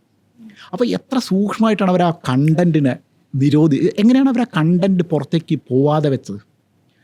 അന്ന് നമ്മളീ പറയുന്നത് ഈ 15ാം നൂറ്റാണ്ടിൽ തന്നെ പ്രിൻറ്റിങ് ടെക്നോളജി ഉണ്ട്. അപ്പോൾ ഒരു 4-5 നൂറ്റാണ്ട് കഴിഞ്ഞിട്ട് ലോകത്ത് നല്ല രീതിയിൽ തന്നെ ആശയവിനിമയ സംവിധാനങ്ങളുള്ള ഒരു കാലത്താണ് ഈ 2ാം ലോകമഹായുദ്ധ കാലത്ത് ഇത്രയും ആളുകളെ ഇവർ വളരെ സൂക്ഷ്മമായിട്ട് കണ്ടൻറ്റിന് ഇവർ നിയന്ത്രിച്ച് കളഞ്ഞു. ഹിറ്റ്ലർ ആക്ച്വലി ആയുധശക്തിയിൽ ജയിച്ച ആളൊന്നുമല്ല. യെസ്, അതിൻ്റെ ആയുധശക്തികളും അതിൻ്റെ സൈഡുകളൊക്കെ ഉണ്ട്. ഞാൻ ലുഫ്താൻസ പോലെയുള്ള സാധനങ്ങളൊന്നും ഞാൻ ഇല്ലയെന്ന് പറയാം. അവരുടെ ആയുധശക്തികളൊക്കെ ഉണ്ട്. പക്ഷേ അറ്റ് ദ സെയിം ടൈം അവർ മീഡിയനെ നിയന്ത്രിച്ചൊരു രീതിയുണ്ട്. ഇതെങ്ങനെ ഗീവൽസ് നിന്ന് എങ്ങനെ പഠിക്കാമെന്നുള്ളതാണ് എല്ലാ കാലത്തും എനിക്കിതിനോടുള്ള ഒരു ഫാസിനേഷൻ. അതുകൊണ്ട് ലോകത്തെ ഏറ്റവും നല്ല ലീഡേഴ്സൊക്കെ നന്നായി സംസാരിക്കുന്ന ആളുകളായിരുന്നു. അല്ലെങ്കിൽ ചില ആളുകളുണ്ട് ഒട്ടും സംസാരിക്കാൻ അറിയാത്ത നമ്മുടെ ഗാന്ധിയെ പോലെയുള്ള. ഗാന്ധിയുടെ പ്രസംഗം അറുബോർണാണ്. നിങ്ങൾ ഗാന്ധിയുടെ പ്രസംഗം. പക്ഷേ ഗാന്ധി അവിടെ എന്താ വെച്ചാൽ ഗാന്ധിയെ ബ്രാൻഡ് ചെയ്തു. ഗാന്ധിയുടെ ബ്രാൻഡിങ് എന്തായിരുന്നു? ബുദ്ധൻ ചെയ്തവരെ നടക്കുക, ഭയങ്കര വേഗത്തിൽ നടക്കുന്നത്, വേറെ ആർക്കും നടന്നെത്താൻ പറ്റില്ല. അപ്പോൾ ഗാന്ധി എനിക്ക് സംസാരിക്കാൻ അറിയില്ല എന്നുള്ളത് ഗാന്ധി ഡ്രസ്സ് അങ്ങനെ ബ്രാൻഡ് ചെയ്തു. ഗാന്ധി ഭയങ്കര കൃത്യമായിട്ട് അയാളുടെ ബ്രാൻഡിങ്ങിൽ ശ്രദ്ധിച്ച ഒരാളാണ്. അപ്പോൾ ഈ ബ്രാൻഡിങ് എന്ന് പറയുന്നത് ഞാൻ ഒരിക്കലും ബ്രാൻഡുകളിലോ പ്രൊഡക്റ്റുകളിലോ അല്ല ബ്രാൻഡിങ് കാണുന്നത്. എങ്ങനെ ഇവരെ ട്യൂൺ ചെയ്യുന്നു. എത്ര വർഷങ്ങൾ ഗാന്ധി ഷർട്ടിട്ടുണ്ടാവില്ല, കൊതുക് അടിച്ചിട്ടുണ്ടാവില്ലേ? കൊതുക് അടിച്ചിട്ട് അക്കാലത്ത് കൊതുകില്ലാതിരിക്കില്ലല്ലോ. അപ്പോൾ എന്നിട്ട് കൊതുകടി കൊണ്ടുപോയാലും ശരി, ഞാൻ എൻ്റെ ബ്രാൻഡ് മാറ്റൂല. അപ്പോൾ ഗാന്ധിയുടെ ഉള്ളിൽ കടന്നു പോയിട്ടുള്ള ഒരു തോട്ട് ഇതൊക്കെ തന്നെ ആയിരിക്കും. ഗാന്ധി ബ്രാൻഡ് വളരെ ബോധപൂർവ്വം ഉണ്ടാക്കിയെടുത്തായിരിക്കും. ആ വസ്ത്രധാരണയിലെ ലാളിത്യം ഒരുപാട് പ്രസംഗങ്ങളെക്കാൾ നന്നാവുക ഞാനത് ചെയ്യുന്നതിലൂടെയാണ് കമ്മ്യൂണിക്കേഷൻ എസ്റ്റാബ്ലിഷ് ചെയ്തത്. പ്രസംഗിക്കാൻ അറിയില്ല. ഇപ്പോൾ മാർട്ടിൻ ലൂതർ കിങ് വളരെ പ്രസിദ്ധമായ ഐ ഹാവ് എ ഡ്രീം എന്ന് പറയുന്ന പ്രസംഗത്തിൻ്റെ തലേന്ന് രാത്രി 3:15 എഴുന്നേറ്റിട്ട് പ്രസംഗം എഴുതിയതിനെക്കുറിച്ച് ഭാര്യ പറയുന്നുണ്ട്. 3:15 5 മിനിറ്റാണ് പ്രസംഗം. അല്ല, ഇത് തന്നെയാണ് ഹാർവാർഡ് യൂണിവേഴ്സിറ്റിയിൽ ID ഫ്രഷിൽ PC മുസ്തഫ സംസാരിക്കാൻ പോകുമ്പോഴേ ചെയ്യുന്നത്. ബ്രാൻഡിനെ ബിൽഡ് ചെയ്യുന്ന സമയത്ത് നിങ്ങൾ എത്ര ശ്രദ്ധിക്കണം. ഒരു വാചകം ഡെലിവറി ചെയ്യുമ്പോൾ മാർട്ടിൻ ലൂതർ കിങ് തലേന്ന് രാത്രി ഉറങ്ങാതിരുന്നതിൻ്റെ കഥ പല സ്ഥലത്തും നമുക്കറിയാം. അപ്പോൾ എത്ര സൂക്ഷ്മമായിട്ടാണ് നിങ്ങളൊരു കണ്ടൻറ്റ് ഡെലിവറി ചെയ്യുന്നത്. ഈ അത് വളരെ നന്നായി പ്രസംഗിക്കുന്ന ആളാണ് മാർട്ടിൻ ലൂതർ കിങ്. പക്ഷേ അയാളെടുത്തൊരു അയാളുടെ എടുക്കുന്ന ഒരു ശ്രമമുണ്ട്. ഈ ഹിറ്റ്ലർ പ്രസംഗിക്കാൻ പോകുന്നതിന് മുമ്പ് തലേന്ന് രാത്രി ഉറക്കമുളച്ചിരുന്ന് പഠിക്കുമായിരുന്നു പറയുന്നത്. നമ്മൾ വിചാരിക്കും ഇത് ഓടിക്കറി ഇത് അല്ല. ഇത് അത്ര കണ്ടൻറ് ഉണ്ടാക്കുക എന്നുള്ളത് വളരെ സൂക്ഷ്മമായി നടത്തിയ ആളുകളാണ് ലോകം ഭരിച്ചിട്ടുള്ളത്. അപ്പോൾ അതിനകത്ത് ഇമോഷൻസ് ഉണ്ടാവണം. അതിനകത്ത് നമുക്ക് പറയാനുള്ള കാര്യത്തെക്കുറിച്ചുള്ള കൃത്യമായ ധാരണ ഉണ്ടാവണം. വളരെ കൃത്യമായ ധാരണ വേണം. ഒരിക്കലും നമ്മളത് ചിന്തിക്കണം. നമ്മൾ ചരിത്രപരമായി നമ്മൾ അതിനെക്കുറിച്ച് അറിഞ്ഞ് ഞാൻ എന്താണ് പറയാൻ പോകുന്നത് എന്നറിയാനുള്ള ഒരു കോമൺ സെൻസ്. അപ്പോൾ ഇത് എന്നിട്ട് ഡെലിവറി ചെയ്യേണ്ടത് ആർക്കാണ്? എല്ലാവർക്കും ഒരേപോലെ ഡെലിവറി ചെയ്യാൻ പറ്റില്ല. എല്ലാവർക്കും ഒരിക്കലും ഒരേപോലെ. ഇപ്പം ഞാൻ എൻ്റെ ടീമിലുള്ള പല കോപ്പി റൈറ്റേഴ്സിനോട് ഞാൻ അഡ്വൈസ് ചെയ്യുന്ന കാര്യം, ഇത് തമാശയായിട്ടാണെങ്കിൽ പോലും, ഇപ്പം രാവിലെ എഴുന്നേറ്റിട്ട് നിങ്ങൾ റോൾസ് റോയ്സിൻ്റെ വെബ്സൈറ്റ് വായിക്കണം, അല്ലെങ്കിൽ റോളക്സിൻ്റെ വെബ്സൈറ്റ് വായിക്കണം എന്ന് ഞാൻ തമാശയായിട്ട് പറയാറുണ്ട്. റോളക്സൊക്കെ അതിസൂക്ഷ്മമായിട്ടാണ് അവരുടെ വാക്കുകൾ ഉപയോഗിക്കുക. വേണ്ടാത്തൊരു വാക്ക് വെട്ടിക്കളയാൻ പറ്റുമോ? ആവശ്യമില്ലാത്തൊരു വാക്ക് നമുക്ക് വെട്ടാൻ എങ്ങനെ പറ്റും? എഴുതാൻ എളുപ്പമാണ്, അത് എഡിറ്റ് ചെയ്യാനാണ് ആക്ച്വലി പാട്. അത് ഭയങ്കര ബുദ്ധിമുട്ടാണ്. നമ്മുടെ ഒരു വാക്കിൽ ആവശ്യമില്ലാത്തൊരു വാക്ക് എങ്ങനെ വരുന്നു? ഒരു വാക്ക് ആവശ്യമില്ല, അതിനെ വെട്ടിക്കളയാം. അങ്ങനെ വെട്ടി വരുമ്പോൾ എന്താ അവസാനം ഒന്നും ഉണ്ടാവില്ല. വെട്ടാൻ അറിയുന്നവരുണ്ട്. നമ്മൾ ജേർണലിസം പഠിക്കുന്ന കാലത്ത് ഇന്ത്യയിൽ ഞാൻ നേരത്തെ ഇപ്പോൾ K. തോമസ് ഉമ്മൻ എന്ന് പറഞ്ഞിട്ടൊരു 8 സാറിൻ്റെ കീഴിലാണ് ഞങ്ങൾ ജേർണലിസം പഠിക്കുന്നത്. അപ്പോൾ ഞങ്ങൾ എഴുതിയൊരു സാധനം കൊടുത്താൽ അത് സാർ തിരിച്ചു തരാം, ഫുള്ള് റെഡായിരിക്കും. റെഡ് ഇങ്ങെന്നാണ് പറയുക. അതിനകത്ത് ഒരു വരി പോലും പുള്ളി ബാക്കി വെച്ചിട്ടുണ്ടാവില്ല. എല്ലാം കട്ട് ചെയ്തിട്ടുണ്ട്, ഫുള്ള് വെട്ടിയിട്ടുണ്ട്. എന്നിട്ട് പുള്ളി പറയുന്നത് ഇതൊന്നും ആവശ്യമില്ല, ഈ വാക്ക് എന്തിനാ? പിന്നെ നമ്മളിപ്പോൾ ഒരു വാക്ക് എഴുതിയാൽ പുള്ളി പറയും ആ ഓക്സ്ഫോർഡ് ഡിക്ഷണറി എടുക്കാൻ പറയും, നോക്കാൻ പറയും. ഈ വാക്കിൻ്റെ അർത്ഥം വേറെ ആയിരിക്കും. ഈ ആക്ച്വലി ഞാൻ എപ്പോഴും വിശ്വസിക്കുന്ന കാര്യമാണ് സിനോനിം എന്ന് പറഞ്ഞൊരു സാധനമില്ല. അത് സത്യത്തിലൊരു തെറ്റായ പ്രയോഗമാണ്. ഇപ്പം നമ്മൾ പലരും എഴുതുന്ന കണ്ടപ്പോൾ ഞാൻ കണ്ടിട്ടുണ്ട് ഇവരെന്തിട്ട് എഴുതിയിട്ട് സിനോനിം എടുത്തിട്ട് മാറ്റും, ഇത് ടൈറ്റാക്കാൻ വേണ്ടിയിട്ട്. പര്യായങ്ങൾ എന്ന് പറഞ്ഞൊരു സാധനമില്ല. ഇപ്പം നായ പട്ടിയുടെ പര്യായമല്ല, അതൊരു ഭയങ്കര തെറ്റായ സങ്കല്പമാണ്. അപ്പം അതിന് ഞാനെപ്പോഴും ഈ മീഡിയത്തിൽ പറയാൻ പറ്റുമല്ലോ എന്നിട്ടില്ല, പറയാൻ പറ്റില്ലെങ്കിൽ കുറച്ചുകൊണ്ട് കട്ട് ചെയ്യാം, അത് കട്ട് ചെയ്യാനുള്ളൊരു സ്വാതന്ത്ര്യം നിങ്ങൾക്കുണ്ട്. പക്ഷേ ഇത് ഭാഷയുടെ ഒരു പ്രയോഗത്തിൻ്റെ ഒരു സൗന്ദര്യത്തിന് വേണ്ടി ഞാനത് പറയണമെന്ന് എനിക്ക് തോന്നുന്നു. ഇപ്പം നമ്മളൊരാളെ നായിൻ്റെ മോനെ എന്ന് വിളിക്കണം, ഫോർ എക്സാമ്പിൾ, നിങ്ങൾക്ക് വേണേൽ കട്ട് ചെയ്യാം. ശുനകൻ്റെ മോനെ എന്ന് വിളിച്ചാൽ ഈ പ്രയോഗത്തിന് അർത്ഥമില്ല ഉണ്ടാവും. ഇത് രണ്ടും സത്യത്തിൽ ഗ്രാമാറ്റിക്കലി നോക്കിയാൽ എന്താണ്, സെയിമാണ്, തമ്മിൽ അർത്ഥവ്യത്യാസങ്ങളൊന്നുമില്ല. അതിനകത്ത് ഇമോഷൻസ്, അത് ഒരു വാക്കിൻ്റെ അർത്ഥം അതിൻ്റെ ഏറ്റവും അതിൻ്റെ ആ ഒരു എറ്റിമോളജിയിലുണ്ട്. ഒരു വാക്കും രണ്ട് വാക്കും ഒരേ എറ്റിമോളജി എന്നല്ല ഡെവലപ്പ് ചെയ്തിട്ടുണ്ട്, അതിൻ്റെ ഉത്ഭവം. അപ്പോൾ ഈ വാക്കുകൾ നമ്മളൊരു കോപ്പി റൈറ്റർ എഴുതുമ്പോൾ സിനോനിം യൂസ് ചെയ്തിട്ടാണ് എഴുതുക. നിങ്ങളുടെ ടീമിൽ ഇത് കണ്ടിട്ടുണ്ടോ എന്ന് എനിക്കറിയില്ല. ഞാനിപ്പോൾ എഴുതുമ്പോൾ ഞാൻ പലരുടെയും വാക്ക് വായിക്കും. ഈ അടുത്ത കാലത്ത് ഞാനും ഒരു കോപ്പി റൈറ്റർ തമ്മിൽ വലിയൊരു ഡിബേറ്റ് ഈ സബ്ജക്റ്റിനെ മുകളിലുണ്ടായി. അപ്പോൾ കോപ്പി റൈറ്റർ വളരെ സീനിയർ ആയിട്ടുള്ളൊരു കോപ്പി റൈറ്ററാണ്. അപ്പോൾ പുള്ളി അന്ന് ഈ വാക്കിൻ്റെ അർത്ഥം ഞാൻ സമ്മതിക്കാൻ തയ്യാറായില്ല. അപ്പോൾ ഞങ്ങൾ സൂക്ഷ്മമായിട്ട് അതിൻ്റെ എറ്റിമോളജി നോക്കി. അപ്പോൾ റിയലൈസ് ചെയ്തെന്ന് വെച്ചാൽ ഞാൻ നേരത്തെ പറഞ്ഞ ശുനകനും നായിൻ്റെ മോനും തമ്മിലുള്ള ഒരു വ്യത്യാസം, ഈ വ്യത്യാസം ഭയങ്കര വലുതാണ്. നിങ്ങൾക്ക് അതിനെ ചെറുതായിട്ട് കാണാൻ പറ്റില്ല. നിങ്ങൾ ഭയങ്കര ദേഷ്യം പിടിച്ചിരിക്കുമ്പോൾ ഒരാളോട് ശുനകൻ്റെ മോനെ എന്ന് വിളിച്ചാൽ ചിരിക്കും, മറ്റേ നിങ്ങൾ തല്ലുമാകും. ഈ ഒരു ഇമോഷണൽ ഡിഫറൻസ് ഇത് കോപ്പി എഴുത്തിൻ്റെ ഒരു വലിയ പ്രോബ്ലമാണ്. പക്ഷേ ഈ കോപ്പി റൈറ്റിങ്ങിൽ പൊതുവിൽ ഇപ്പം സാർ പറഞ്ഞ പോലെ സാർ ഒരു മാത്സ് അധ്യാപകൻ്റെ അടുത്തായിരുന്നു ഇംഗ്ലീഷ് പഠിച്ചതെന്ന് പറഞ്ഞു. ഈ ഒരു പ്രശ്നം നമ്മളിപ്പോൾ ഒരു കോളേജിൽ പഠിക്കുന്ന ഒരു സ്റ്റുഡൻറ്റ്, ഒരു ലിറ്ററേച്ചർ പഠിക്കുന്ന ഒരു കുട്ടീനെ സംബന്ധിച്ചിടത്തോളം അവർ ഈ സിനോണിംസിൻ്റെ അകത്തും ആൻറ്റോണിംസിൻ്റെ അകത്തൊക്കെ ഒരുപാടധികം വർക്ക് ചെയ്യുന്നതായിരിക്കും. അപ്പോൾ അവരൊരു കോപ്പി റൈറ്റർ ആയാൽ ഓട്ടോമാറ്റിക്കലി ഈ ഒരു ട്രെൻഡ് വരില്ലേ? അല്ല, ഞാൻ ലിറ്ററേച്ചർ പഠിച്ച ആളാണ്. ഞാൻ ലിറ്ററേച്ചർ വളരെ സൂക്ഷ്മമായിട്ട് പഠിച്ച ആളാണ്. അപ്പോൾ ഈ ലിറ്ററേച്ചർ പഠിക്കുന്നു എന്നുള്ളത് തെറ്റല്ല. പക്ഷേ നിങ്ങൾ ഈ ലിറ്ററേച്ചർ പഠിക്കുന്നത് എത്രാമത്തെ വയസ്സിലാണ്? നമ്മുടെ എഡ്യൂക്കേഷൻ സമ്പ്രദായത്തിനൊരു സാധനമുണ്ട്. നമ്മൾ ഡിഗ്രി എത്തുമ്പോൾ 18ാമത്തെ വയസ്സിലാണ് അല്ലെങ്കിൽ 17ാമത്തെ വയസ്സിലാണ് നിങ്ങൾ ഈ സ്പെഷ്യലൈസേഷൻ്റെ ഈ ലെവലിൽ എത്തുന്നുള്ളൂ. അതിന് മുമ്പ് ജീവിച്ച 17 വർഷം നിങ്ങൾ കണ്ണ് തുറന്ന് കണ്ടിട്ടുണ്ടോ എന്നുള്ളതാണ് പ്രശ്നം. നിങ്ങൾ ഷേക്സ്പിയറിനെ വായിക്കുമ്പോൾ നിങ്ങളുടെ നാട്ടിലൂടെ നടന്നു പോകുമ്പോൾ നിങ്ങൾ കണ്ട ശ്രീധരനെ നിങ്ങൾ ഓർക്കുന്നുണ്ടോ? അല്ലെങ്കിൽ കട്ടപ്പനയിലെ കുട്ടപ്പനെ നിങ്ങൾ ഓർക്കുന്നുണ്ടോ? ഈ ഷേക്സ്പിയറിന് നന്നായിട്ട് അറിയായിരുന്നു. ഷേക്സ്പിയറിന് വളരെ കൃത്യമായിട്ട് അവരുടെ തലമുറയിലുണ്ടായിരുന്ന കാര്യങ്ങൾ അറിയുന്ന ഒരാളായിരുന്നിരിക്കണം ഷേക്സ്പിയർ.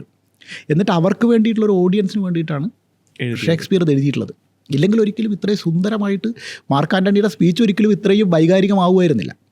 അപ്പം ഈ ഒരു കണ്ടൻറ്റിനെ നമ്മളുടെ കോമൺ ലൈഫിലേക്ക് എങ്ങനെ കമ്പയർ ചെയ്യുന്നു. നമ്മൾ ഇന്നിപ്പോൾ ഒരു സാധനം വായിക്കുന്നു, നമ്മളിപ്പോൾ വളരെ വലിയൊരു ശാസ്ത്ര സാധനം വായിക്കുന്നു, വളരെ വലിയൊരു സാധനം, അത് എത്ര വലുതും ആയിക്കോട്ടെ. അല്ലെങ്കിൽ നമ്മളൊരു എക്കണോമിക്സ് വായിക്കുന്നു. ഇപ്പോൾ എക്കണോമിക്സ് വായിച്ചിട്ട് അതിനെ നമ്മുടെ ലൈഫിലേക്ക് കമ്പയർ ചെയ്യാൻ പറ്റും. ഇന്ന് രാവിലെ പച്ചക്കറി വാങ്ങാൻ പോകുമ്പോൾ ഇൻഫ്ലേഷൻ എന്താണ് എന്ന് ചോദിക്കുമ്പോൾ ഇൻഫ്ലേഷൻ എന്താണെന്ന് പല തരത്തിൽ നമുക്ക് സംസാരിക്കാം. പക്ഷേ എനിക്ക് ഒറ്റ കാര്യത്തിലേ സംസാരിക്കാൻ അറിയുള്ളൂ. ഇന്നലെ ഞാൻ വാങ്ങിയ പച്ചക്കറിയുടെ വില കഴിഞ്ഞ വർഷം ഇതിനേക്കാൾ 7% കുറവായിരിക്കും എന്നതാണ് എന്നെ സംബന്ധിച്ച് ഇൻഫ്ലേഷൻ. ഇപ്പോൾ 7% ഇൻഫ്ലേഷൻ ഉണ്ടെന്ന് പറഞ്ഞാൽ അതിന് അത്രേ എനിക്കർത്ഥമുള്ളൂ.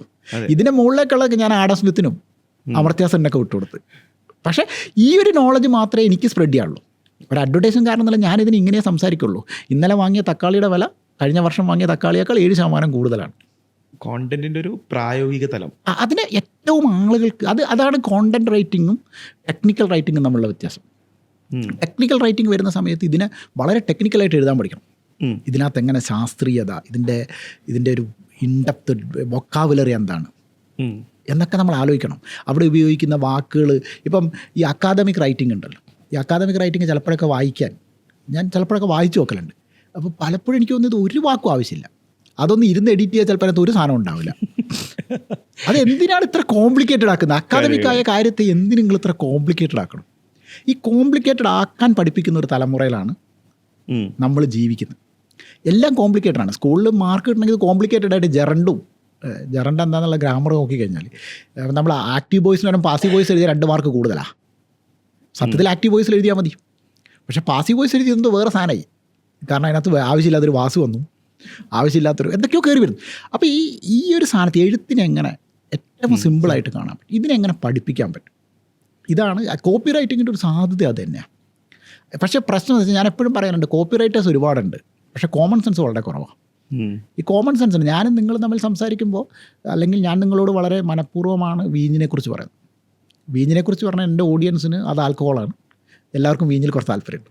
അപ്പോൾ സ്വാഭാവികമായിട്ടും ആ വീഞ്ഞ് കേൾക്കുമ്പോൾ ആളുകൾ ഒന്ന് എഴുന്നേറ്റ് ഒന്ന് ലൈക്ക് അടിക്കും. അതേസമയം നമ്മൾ വേറെ എന്തിനെ കുറിച്ചെങ്കിലും പറഞ്ഞാൽ ആളുകൾക്ക് മനസ്സിലാവില്ല. അപ്പോൾ ഇത്തരത്തിലുള്ള ഒരു കോമൺ സെൻസിലേക്ക് നമ്മൾ കോപ്പി റൈറ്റിങ്ങിനെ കൊണ്ടുവരാൻ പറ്റിയാൽ അതാണ് നമ്മൾ കോപ്പി റൈറ്റിംഗ് ബേസിക്കലി അത് തന്നെയാണ്. അതിൽ വളരെ പാഷനേറ്റ് ആയിട്ടാണ് നമ്മൾ ചെയ്യുന്നത്. നേരത്തെ പറഞ്ഞ ഇനി എല്ലാ തറകളും നന്നാവും എന്നുള്ളത് നമ്മൾ 2018 മറ്റാണ് ആ ക്യാമ്പയിൻ ഇറങ്ങുന്നത്. 2024 അത് വൈറലായിട്ട് വാട്സപ്പ് ഗ്രൂപ്പുകളിൽ വരുന്നുണ്ട്. 6 വർഷം. ഇപ്പം അത് എന്താന്ന് പോലും ഇതൊരു പരസ്യമല്ല എന്ന് ചിന്തിക്കുന്ന ആളുകൾ ഇപ്പം അത് ആളുകൾ ഇതൊരു പരസ്യമാണെന്നാണ് ഹെഡ്ലൈൻ. എന്നോട് ക്ലൈൻറ്റ്, ഞാൻ അതിൻ്റെ ഒരു തമാശ പറയുകയാണെങ്കിൽ, ഞാൻ ആദ്യം ഒരു ക്ലൈൻറ്റ് എനിക്കൊരു ബ്രീഫ് വരുന്നു. അങ്ങനെ ഞാൻ പല കോപ്പി എഴുതുന്നതിൻ്റെ ഒരു പ്രശ്നം വെച്ചാൽ നമ്മൾ ഓഫീസിലൊക്കെ ഇരുന്നിട്ട് 2, 3, 4 മണിക്കൂർ കഷ്ടപ്പെട്ട് ചിലപ്പോൾ 2, 3 ദിവസമോ കഷ്ടപ്പെട്ടാൽ നമുക്ക് കോപ്പി കിട്ടില്ല. ഇതെല്ലാം അപ്പോൾ നമ്മൾ ഹാപ്പി അല്ലെങ്കിൽ ഞാൻ വിട്ടേക്കും. ഇതെല്ലാം കഴിഞ്ഞിട്ട് നമ്മൾ ചിലപ്പോൾ വെറുതെ റോഡിലൂടെ നടക്കുമ്പോഴായിരിക്കും ഈ ഒരു മുന്നിലൂടെ തറ നടന്നു വരുന്നത്. അങ്ങനൊരു തറയാണല്ലോ. അപ്പം ഈ ഒരു കമ്പാരിസൺ എന്നാണ് ബാക്കി കാര്യം തുടങ്ങുന്നത്. ചെറിയ ഒരു തറയാണല്ലോ. അപ്പം നമ്മൾ ഇന്ന് ഫ്ലോറ് നമ്മുടെ ബാക്ക് എൻഡ് തലയുടെ സബ് കോൺഷ്യസ് മൈൻഡിലുള്ള ബ്രീഫും ഈ ഫ്രണ്ടിലൂടെ വന്ന തറയും തമ്മിൽ മെർജാകുമ്പോഴാണ് ഇനി എല്ലാ തറകളും നന്നാവും എന്ന്. ഞാനിത് കൊണ്ടുപോയിട്ടൊരു ക്ലയൻറ്റിന് ആദ്യം എനിക്ക് ബ്രീഫ് തന്ന ക്ലയൻറ്റിന് പ്രസൻറ്റ് ചെയ്യുന്നു. ക്ലയൻറ്റിന് സംഭവം ഇഷ്ടപ്പെട്ടു, പക്ഷേ ധൈര്യമില്ല. ഇത് വർക്കാവുമോ, ഇത് നെഗറ്റീവ് അല്ലേ. നമ്മളിതിൽ നെഗറ്റീവ് പറയും. നമ്മൾ നമ്മുടെ പ്രൊഡക്റ്റിനെ കുറിച്ച് മാത്രമേ പറയുന്നു. ഞാൻ ആരും തറയാമെന്ന് പറഞ്ഞിട്ടില്ല. ഞാൻ ഇറ്റാലിയൻ മാർബിളിനെ കുറിച്ച് മാത്രമാണ് പറയുന്നത്. അടിപൊളി സാധനമാണ്. ഇറ്റാലിയൻ മാർബിൾ ഇടുന്നു, മറ്റുള്ള സാധാരണ കാർപ്പറ്റ് ഇടുന്നത് നമ്മളുള്ളൊരു വ്യത്യാസമുണ്ട്. നമ്മുടെ ഫ്ലോർ നന്നാവും. ഞാൻ അത്ര തന്നെയേ പറഞ്ഞിട്ടുള്ളൂ. ഈ ബ്രാൻഡ് അത്രയേ പറഞ്ഞിട്ടുള്ളൂ. നിങ്ങൾ അതിനെ മുകളിൽ ചിന്തിക്കുന്നതൊക്കെ നിങ്ങളുടെ പ്രശ്നമാണ്. ബിക്കോസ് നിങ്ങൾ അതിൻ്റെ നെഗറ്റീവ് സൈഡ് കാണുന്നുണ്ട്. നമ്മളതിൻ്റെ പോസിറ്റീവ് സൈഡ് തന്നെ പറയുന്നത്. ഇനി എല്ലാവരും തറയാവുമെന്ന് ഞാൻ പറഞ്ഞിട്ടില്ലല്ലോ.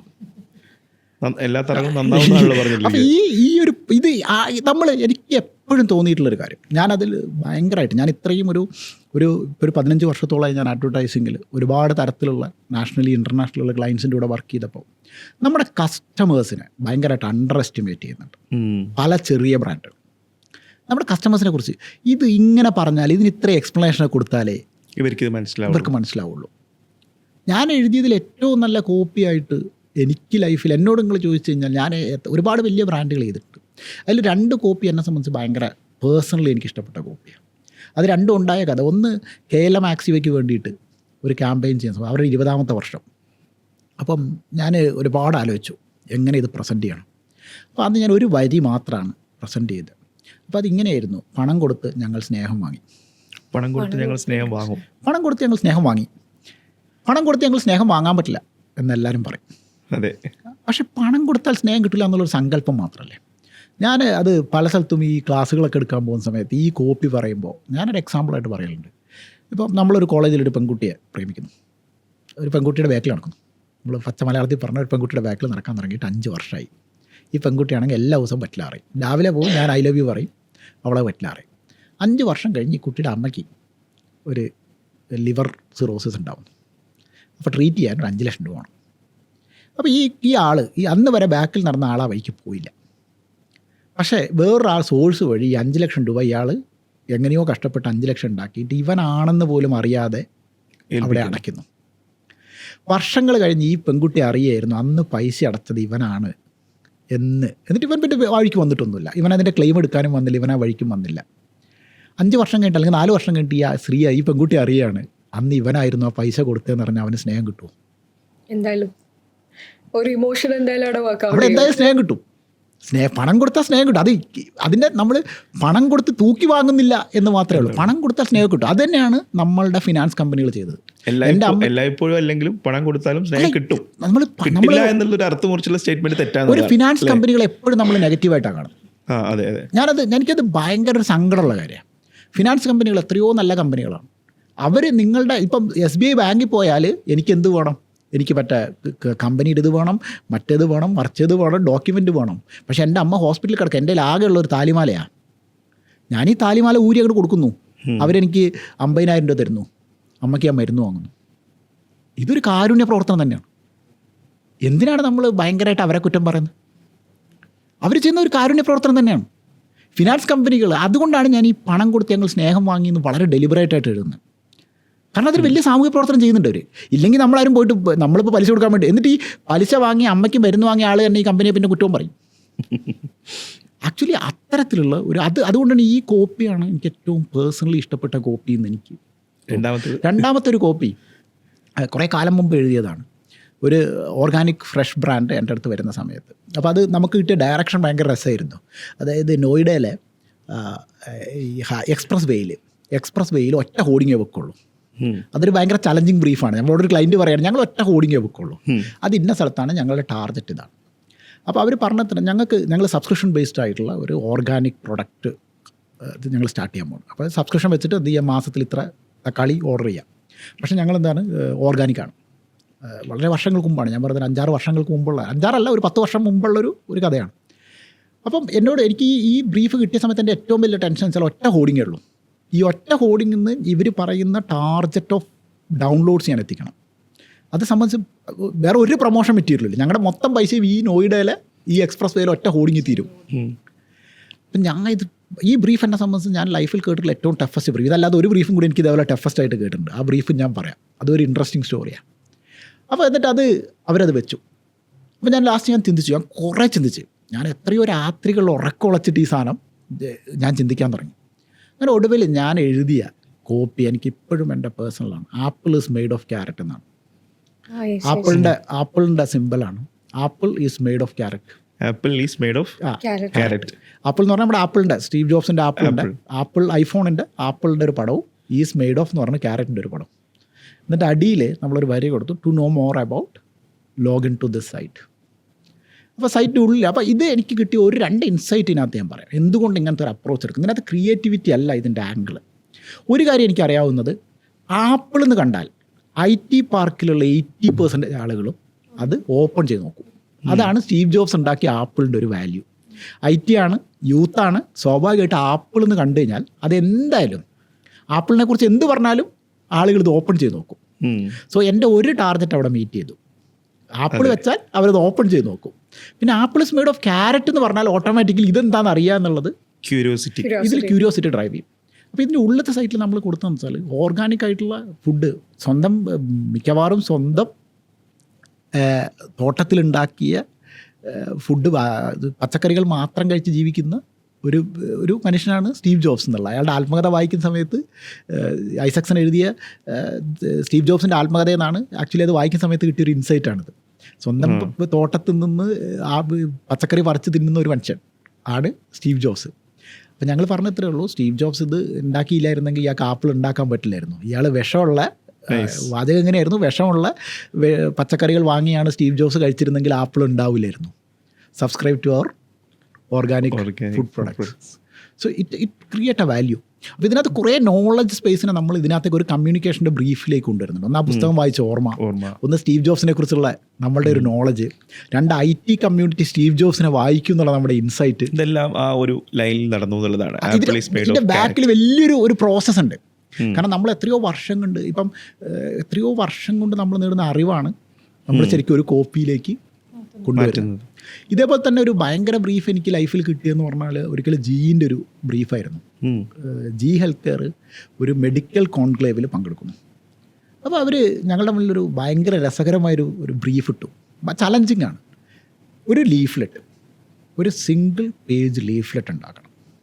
പക്ഷേ നിങ്ങൾക്ക് പൈസ തരണമെന്നുണ്ടെങ്കിൽ ആ കോൺഫറൻസ് കഴിയുമ്പോൾ അവിടെയുള്ള ഒറ്റ വേസ്റ്റ് ബാസ്ക്കറ്റിലും എന്തുണ്ടാവാൻ പാടില്ല, ഇല്ലേ നിങ്ങൾക്ക് പൈസ തരില്ല. അവിടെ വേസ്റ്റ് ബാസ്ക്കറ്റ് വെച്ചത് തന്നെ രണ്ടാമത്തെ കാര്യം, ഒരു ഡോക്ടറും ജീൻ്റെ ലീഫ്ലെറ്റുമായിട്ട് വീട്ടിൽ പോകാൻ പോകുന്നില്ല. ഓൺലി റേഡിയോളജിസ്റ്റിൽ വരുന്നൊരു ഇവൻ്റാണ്. ഞങ്ങൾക്ക് ഒരു കാര്യം 100% ഉറപ്പുണ്ട്, ഡോക്ടർ അയാളുടെ ലീഫ്ലെറ്റ് പോയിട്ട് അയാളെ വഴിക്ക് പോലും നോക്കില്ല. ഈ ലീഫ്ലെറ്റ് അയാൾക്ക് കൊടുക്കുകയും വേണം. എത്രയോ നമ്പർ, 1500-2000 നമ്പറാണ് നമുക്ക് തന്ന ടാർഗറ്റ്. 2000 അടിക്കണം. അതിൽ ഒരെണ്ണം പോലും അവസാനം വേസ്റ്റ് ബാസ്ക്കറ്റിൽ വരാൻ പാടില്ല നിങ്ങളുടെ പൈസ കിട്ടണമെങ്കിൽ. അപ്പം ആദ്യം എനിക്ക് വേണ്ടാന്ന് തോന്നി, ഇത് എടുക്കാതിരിക്കുകയുള്ളൂ ബെറ്റർ. പക്ഷെ രണ്ടാമത് ഞാൻ ചോദിച്ചത് എടുത്തിട്ടേ പറ്റും, ഇത് എടുക്കണമല്ലോ. ഇങ്ങനത്തെ ചലഞ്ച് വരുമ്പോഴാണല്ലോ ലൈഫിൽ രസം. അങ്ങനെ ഞങ്ങളൊരു തോട്ട് പ്രോസസ്സിലിടുന്നു. അപ്പം ഇതിന് കോപ്പി ഒന്നും ഞങ്ങളോട് ചിന്തിച്ചില്ല.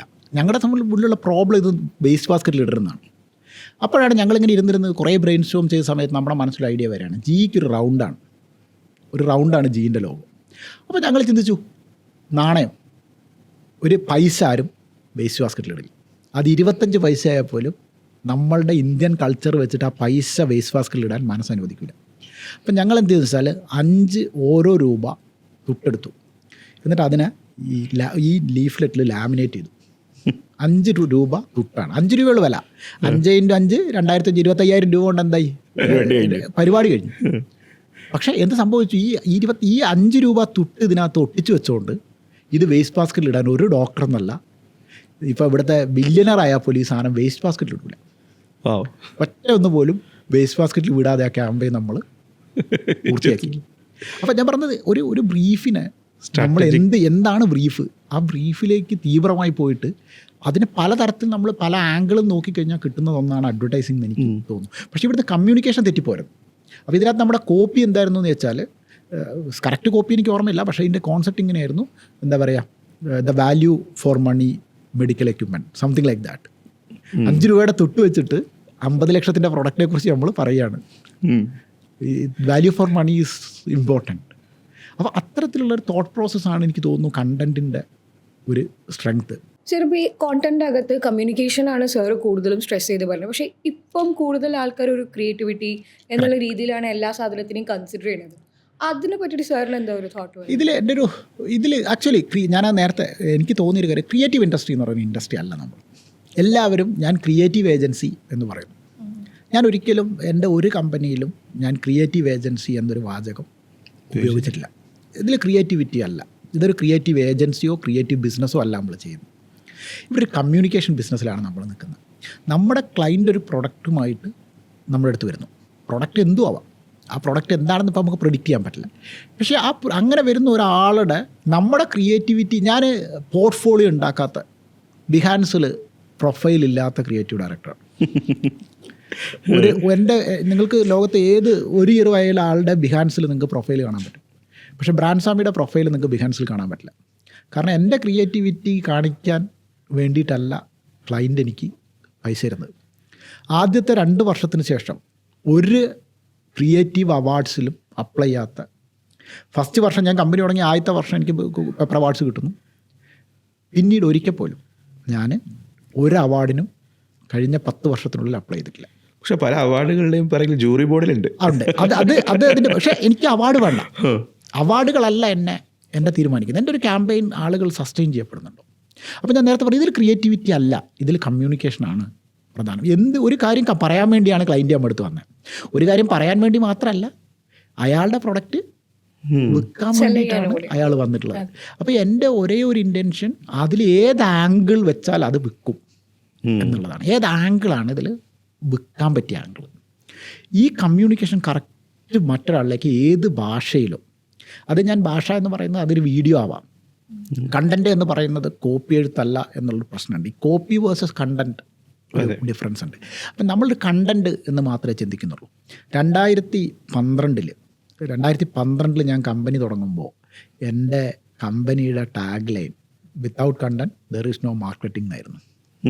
വിത്തൗട്ട് കണ്ടൻറ്റ്, വിത്തൗട്ട് കോപ്പി ഞാൻ പറയുന്നില്ല, വിത്തൗട്ട് കണ്ടൻറ്റ്. ഇപ്പോൾ കണ്ടൻറ്റ് മാനുഫാക്ചറിങ് കമ്പനി എന്ന് നിങ്ങളൊരു കമ്പനിക്ക് പേരിടുമ്പോൾ അതിനകത്തൊരു ഇൻട്രസ്റ്റിംഗ് ആസ്പെക്റ്റ് ഉണ്ട്. കണ്ടൻറ്റ് മാനുഫാക്ചർ ചെയ്യപ്പെടേണ്ട ഒരു സാധനം. കണ്ടൻറ്റ് മാനുഫാക്ചറിങ് എന്ന് വെച്ചൊരു പ്രോസസ്സ് ഉണ്ട്, ഒരു പ്രോട്ടോക്കോൾ ഉണ്ട്, ഒരു ഓപ്പറേഷണൽ സാധനമുണ്ട്. കണ്ടൻറ്റ് ശരിക്കും ഈ പ്രോസസ്സിലൂടെയൊക്കെ കടന്നു പോകണം, അതിന് റിസർച്ച് വേണം. ആക്ച്വലി ഞാൻ എപ്പോഴും പറയുന്ന ഒരു തിയറി ഉണ്ട് കോപ്പി എഴുത്ത് മാത്രമല്ല, ലൈഫിൽ എല്ലാ കാര്യത്തിലും ഞാനതൊരു തിയറി ആയിട്ട് തന്നെ എഴുതി വെച്ചിട്ടുള്ളൊരു തിയറിയാണ്. 40-40-20 എന്ന് പറയും. അതെൻ്റെ ഒരു റൂളായിട്ട്, ബ്രാൻഡ് സ്വാമിയുടെ റൂളായിട്ട് നമ്മുടെ ഓരോ കമ്പനിയിലും ഞങ്ങൾ അപ്ലൈ ചെയ്യുന്ന ഒരു സാധനമാണ്. 40-40-20 റൂള് വളരെ സിമ്പിളാണ്. ആദ്യത്തെ 40% ടൈം നിങ്ങൾക്ക് കിട്ടുന്ന ബ്രീഫ് മനസ്സിലാക്കാൻ വേണ്ടി മാത്രമാണ്. 10 ദിവസം കയ്യിലുണ്ടെങ്കിൽ 4 ദിവസം നിങ്ങൾ ആ ബ്രീഫ് മാത്രമേ ചിന്തിക്കാൻ പാടുള്ളൂ. ആ ബ്രീഫ് വീണ്ടും വീണ്ടും വീണ്ടും വായിക്കുക. നെക്സ്റ്റ് 40% ടൈം എന്തിനാ? ഈ വായിച്ച ബ്രീഫിൻ്റെ ബാക്ക് എൻഡിൽ റിസർച്ച് ചെയ്യാനാണ്. 4-4-8 ഇനി നിങ്ങളുടെ 2 ദിവസമേ ഉള്ളൂ. ഈ അവസാനത്തെ 20% കൊണ്ടാണ് നിങ്ങളുടെ എക്സിക്യൂഷൻ നിങ്ങൾ ചെയ്യേണ്ടത്. ഞാൻ കണ്ടിട്ടുള്ള ഏറ്റവും വലിയ പ്രശ്നം 90% ഓഫ് ആളുകൾ അത് എന്ത് ജോബിലായാലും തിരിച്ചാ ചെയ്യാം. ആദ്യത്തെ 40 ഇവർ ആദ്യത്തെ ഒരു 20% ഒരു ബ്രീഫ് വായിക്കും. പിന്നത്തെ ഒരു 40% എന്താ വെച്ചാൽ ഇവർ വർക്ക് ചെയ്യും, എന്നിട്ട് നമുക്ക് ഫെയിലാവും. എന്നിട്ട് അവസാനത്തെ 40% വർക്കാണോ റിസർച്ചാണോ എന്താ ചെയ്യേണ്ടതെന്ന് അറിയാണ്ട് പിന്നെ അവിടെ ഒരു അവിയലുണ്ടാക്കലാണ്. അപ്പോൾ ആക്ച്വലി ഈ ആദ്യത്തെ 2 പ്രോസസ്സ് നടന്നു കഴിഞ്ഞാൽ നിങ്ങൾ സയൻറ്റിഫിക് ആവും. അപ്പോൾ കോപ്പി എടുത്തിലേക്ക് ഒരു സയൻറ്റിഫിക് ആംഗിൾ വരും. ഇപ്പം വെച്ചാൽ നമ്മൾ കാണുന്ന പല കോപ്പികളിലും ക്രിയേറ്റിവിറ്റി എങ്ങനെ വിൽക്കാം എന്നുള്ളതാണ് ആളുകൾ ചിന്തിക്കുന്നത്. പക്ഷേ കമ്മ്യൂണിക്കേഷൻ എന്നുള്ള ഒറ്റ ആംഗിൾ മാത്രം നമ്മളിതിനെ നോക്കണം. ഇതിനകത്ത് ക്രിയേറ്റിവിറ്റിയുടെ ആംഗിളിന് അപ്പുറത്തേക്ക് കമ്മ്യൂണിക്കേഷൻ കൊണ്ടുവരാൻ പറ്റും. അങ്ങനെ വരുന്ന ആളുകളെ സംബന്ധിച്ച് അത് ഭയങ്കര, അത് ബ്രാൻഡിൻ്റെ സെയിൽസ് ആംഗിൾ ഭയങ്കര കൂടുതലായിരിക്കും. സെയിൽ ചെയ്യുക at the end of the day long form content കൂടുതൽ വിൽക്കുന്നു എന്ന് ഞാൻ എപ്പോഴും പറയാറുണ്ട്. കോപ്പി ഡ്രിവൺ അഡ്വർടൈസ്മെൻറ്റിൻ്റെ സെയിൽസ് സാധ്യത കൂടുതലാണ്. അത് പല ക്ലയൻറ്റും അംഗീകരിച്ചു കൊടുക്കാത്ത. നിങ്ങളുടെ സ്ട്രോങ് കോപ്പിയാണോ? റെഡ് ബുള്ള് അഡ്വർടൈസ്മെൻറ്റ് ചെയ്യാറില്ല. റെഡ് ബുള്ളറ്റ് എന്ന് പറയുന്ന ഒരു മാഗസിൻ്റെ അപ്പുറത്ത് അവർ അഡ്വർടൈസ്മെൻറ്റ് ചെയ്യാറില്ല. റെഡ് ബുള്ളറ്റിന് എന്താ ചെയ്യുന്നത്? റെഡ് ബുള്ളൻ ചെയ്യുന്നത് സ്പേസിൽ നിന്ന് ഒരാളെ താഴേക്ക് ഇടും. Free jump. സ്പേസിൽ നിന്ന് ഒരാൾ താഴേക്ക് ഇടും, എന്നിട്ടൊരു ക്യാമറ വെക്കും, അയാൾ താഴെ എത്തിയോ നോക്കൂ. താഴെ എത്തുമ്പോൾ മില്യൺസ് ഓഫ് വ്യൂ കണ്ടന്റാണ്. അതിൻ്റെ ഇയാൾ താഴെ വരുന്നവരെ നമ്മളൊക്കെ ഇങ്ങനെ ആകാംക്ഷയോടെ നോക്കുക. നമുക്ക് ഇവിടുന്ന് താഴേക്ക് ഒരു സ്റ്റെപ്പിൽ നിന്ന് താഴേക്ക് ചാടാൻ പറ്റുന്നില്ല. അപ്പോഴാണ് ഒരാൾ സ്പേസിൽ നിന്ന് താഴോട്ട് ഒന്നും ഇല്ലാണ്ട് ചാടുന്നത്. എന്നിട്ട് താഴെ എത്തുന്നു, അയാളുടെ പാരച്യൂട്ട് വിടരുന്നു, അയാൾ ആ പാരച്യൂട്ടിൽ റെഡ് ബുള്ള്. ഈ പാരച്യൂട്ട് വിടുന്നവരെ നമ്മളെന്തിനാ ഈ പാരച്യൂട്ട് ഇത് ഓണാകുന്നവരെ നമ്മളിങ്ങനെ നോക്കിയിരിക്കുകയാണ്. വിടർന്ന് വരുമ്പോൾ എന്താ വലിയൊരു റെഡ് ബുള്ള്. നമ്മളെന്താ കണ്ടേ? ഒരാൾ ചാടുന്ന കാണാൻ വേണ്ടി ഇരുന്നത്, പക്ഷെ കണ്ടതെന്താ? റെഡ് ബുള്ളാണ്. സോ ഇതാണ് അഡ്വർടൈസിങ്. കണ്ടന്റ് എന്ത് എന്നുള്ളതല്ല, എങ്ങനെ ഓഡിയൻസിനെ നിങ്ങൾക്ക് പിടിച്ചിരുത്താൻ പറ്റും. പക്ഷേ ഇതിനകത്ത് കമ്മ്യൂണിക്കേഷൻ വളരെ ക്ലിയർ ആണ്. ഞങ്ങൾ എനർജി, ഇത് ഇവരുടെ ഫോക്കസ് മാറുന്നില്ല. റെഡ് ബുള്ള് വെക്കുന്ന ഓഡിയൻസ് എന്താണ്? രാവിലെ ജിമ്മിൽ പോകുന്ന ആളുകളാണ് റെഡ് ബുള്ള് വാങ്ങി കുടിക്കുന്നത്. അപ്പോൾ ഈ ഓഡിയൻസ് എന്താ കാണുക? ഈ ഓഡിയൻസ് എയറോബിക് ആയിട്ടുള്ള ഫിറ്റ്നസ് ആക്ടിവിറ്റിയാണ് കാണുക. അപ്പോൾ റെഡ് ബുള്ളറ്റിൻ പോലൊരു മാഗസിൻ എന്താണ്? അതിൻ്റെ ഏറ്റവും നല്ല കണ്ടൻറ്റ് പ്രൊഡക്ഷൻ സെൻ്ററാണ്. അപ്പോൾ ഈ അഡ്വർടൈസിങ്ങും കണ്ടൻറ്റും തമ്മിലുള്ള ഒരു അഭേദ്യമായ ബന്ധമുണ്ട്. അപ്പോൾ ക്രിയേറ്റിവിറ്റി ഇതിലില്ല. ഇതൊരു സയൻസാണ്. എന്നോട് പലരും ചോദിച്ച വേറൊരു ചോദ്യമുണ്ട്. പലരും നമ്മുടെ ഈ ഇൻഡസ്ട്രിയിൽ നേരിടുന്ന ഏറ്റവും വലിയ പ്രശ്നം, എന്തിലാണ് സയൻസ് ഉള്ളത്? ഞാൻ ഭയങ്കര സയൻറ്റിഫിക് ആയിട്ട് എല്ലാ കാര്യങ്ങളെയും നോക്കാൻ ആഗ്രഹിക്കുന്ന ഒരാളാണ്. എൻ്റെ വായനയുടെ 80% സയൻസ് റിലേറ്റഡ് പുസ്തകങ്ങൾ വായിക്കാൻ ആഗ്രഹിക്കുന്ന ഒരാളാണ്. അപ്പോൾ ഞാൻ എപ്പോഴും പറയുന്നു, branding is A scientific activity. വളരെ കൃത്യമായിട്ട് ന്യൂറോ സയൻസും എല്ലാ സയൻസിൻ്റെ എല്ലാ ശാസ്ത്രശാഖകളും ന്യൂറോ സയൻസ് ബേസ് ചെയ്ത് മാത്രം ചെയ്യാൻ പറ്റുന്ന ഒരു ആക്ടിവിറ്റിയാണ് ബ്രാൻഡിങ്. അതിലേത് കളർ ഉപയോഗിക്കണം, എന്തുകൊണ്ട് ആ കളർ ഉപയോഗിക്കുന്നു, അതിനൊരു ഒരു ബയസുണ്ടോ? ഒരു കൺഫർമേഷൻ ബയസിൻ്റെ പ്രശ്നമുണ്ട് അവിടെ. നിങ്ങൾ ഇപ്പം KFCക്കും ചിക്കിങ്ങിനും റെഡ് കളർ ആവുന്നത് ഒരു ബയസിൻ്റെ പ്രശ്നമാണ്. നിങ്ങളുടെ ബ്രെയിനിൽ ഓട്ടോമാറ്റിക്കലി ഈ ബ്രാൻഡ് ഈ കളറിലാണ് എന്ന് നിങ്ങളുടെ ബ്രെയിൻ പഠിച്ചു വെച്ചിട്ടുണ്ട്. അതെ. അതിന് വേറൊരു കളർ, അതിൻ്റെ ഡയഗണലി ഓപ്പോസിറ്റ് ഒരു കളർ പോകുമ്പോൾ നിങ്ങൾ ഇയാളെ പഠിപ്പിക്കണം. പക്ഷേ നമ്മൾ പകുതി പണി ഓൾറെഡി നിങ്ങളുടെ ബ്രെയിനിന് അറിയാം. ബ്രെയിനിനെ കുറിച്ച് അപ്പോൾ ഇത്തരത്തിൽ ഇപ്പോൾ ബ്രെയിൻ അൺകോൺഷ്യസ് ആയിട്ട് വർക്ക് ചെയ്യുന്ന 80% കാര്യങ്ങളും അൺകോൺഷ്യസ് ആയിട്ട് ചെയ്യുന്ന ഒരു സാധനമാണ് ബ്രെയിൻ. നമ്മൾ ഭയങ്കര കോൺഷ്യസ് ആയിട്ട് എന്നൊക്കെ ചിന്തിക്കും, പക്ഷേ എല്ലാ കാര്യം അൺകോൺഷ്യസ് ആയിട്ട് നടക്കുന്നത്. നമ്മൾ റിയാക്ട് ചെയ്യുന്ന പോലെ അൺകോൺഷ്യസ് ആണ്, ഇമ്പൾസസ് ആണ്. ആദ്യത്തെ ചാട്ടം കഴിഞ്ഞിട്ട് ഒരു ഇത്ര സെക്കൻഡ് കഴിഞ്ഞിട്ട് നമ്മുടെ ചിന്ത പോലും കോൺഷ്യസ് മൈൻഡ്, ഇപ്പം ഫ്രണ്ടൽ കോർട്ടെക്സ് പോലുള്ള സ്ഥലങ്ങളൊക്കെ ആക്റ്റീവായിട്ട് വരുന്നത് ബാക്കിലുള്ള സ്പേസുകളൊക്കെ വളരെ സിമ്പിളായിട്ട് റിയാക്ട് ചെയ്ത് കഴിഞ്ഞിട്ടാണ്. പട്ടി കുരച്ചാൽ നമ്മൾ ഓടും. ആ സമയത്ത് ഈ പട്ടിയാണോന്നോ ഇത് അൾഷേഴ്സിനാണോന്നോ ഒന്നും നോക്കൂല. ഇതൊരു റിയാക്ഷനാണ്. നമ്മളെ പട്ടി കടിച്ചു, പട്ടി കുറച്ചു, ഇനി ഓടിയല്ലാണ്ട് വേറെ വഴിയൊന്നുമില്ല. ഇറ്റ്സ് എ സർവൈവൽ ഇൻസ്റ്റിങ്ക്റ്റ് ആണ്. ഇതൊക്കെ വർക്ക് ചെയ്യുന്നത് അൺകോൺഷ്യസ് മൈൻഡ് എന്നാണ്. അപ്പം നമ്മൾ ഈ ബ്രാൻഡിങ്ങിനെ നമ്മൾ അപ്രോച്ച് ചെയ്യുന്നത് ഒരു ന്യൂറോ സയൻസ് ബേസ് ചെയ്തിട്ട് അപ്രോച്ച് ചെയ്യുന്ന ഒരാളാണ് ഞാൻ. എന്നോട് പലരും പറഞ്ഞിട്ടുണ്ട്, ജോബി ഇപ്പോൾ ബ്രാൻഡിങ്ങിലാണ് ഞാൻ എന്നെ ഏറ്റവും കൂടുതൽ കുറച്ച് ആളുകൾ സത്യത്തിൽ എന്നെ ഏറ്റവും കൂടുതൽ ആൾ ഓർത്തിരിക്കുന്നത് ക്യാമ്പയിൻസിൻ്റെ പേരിലാണ്.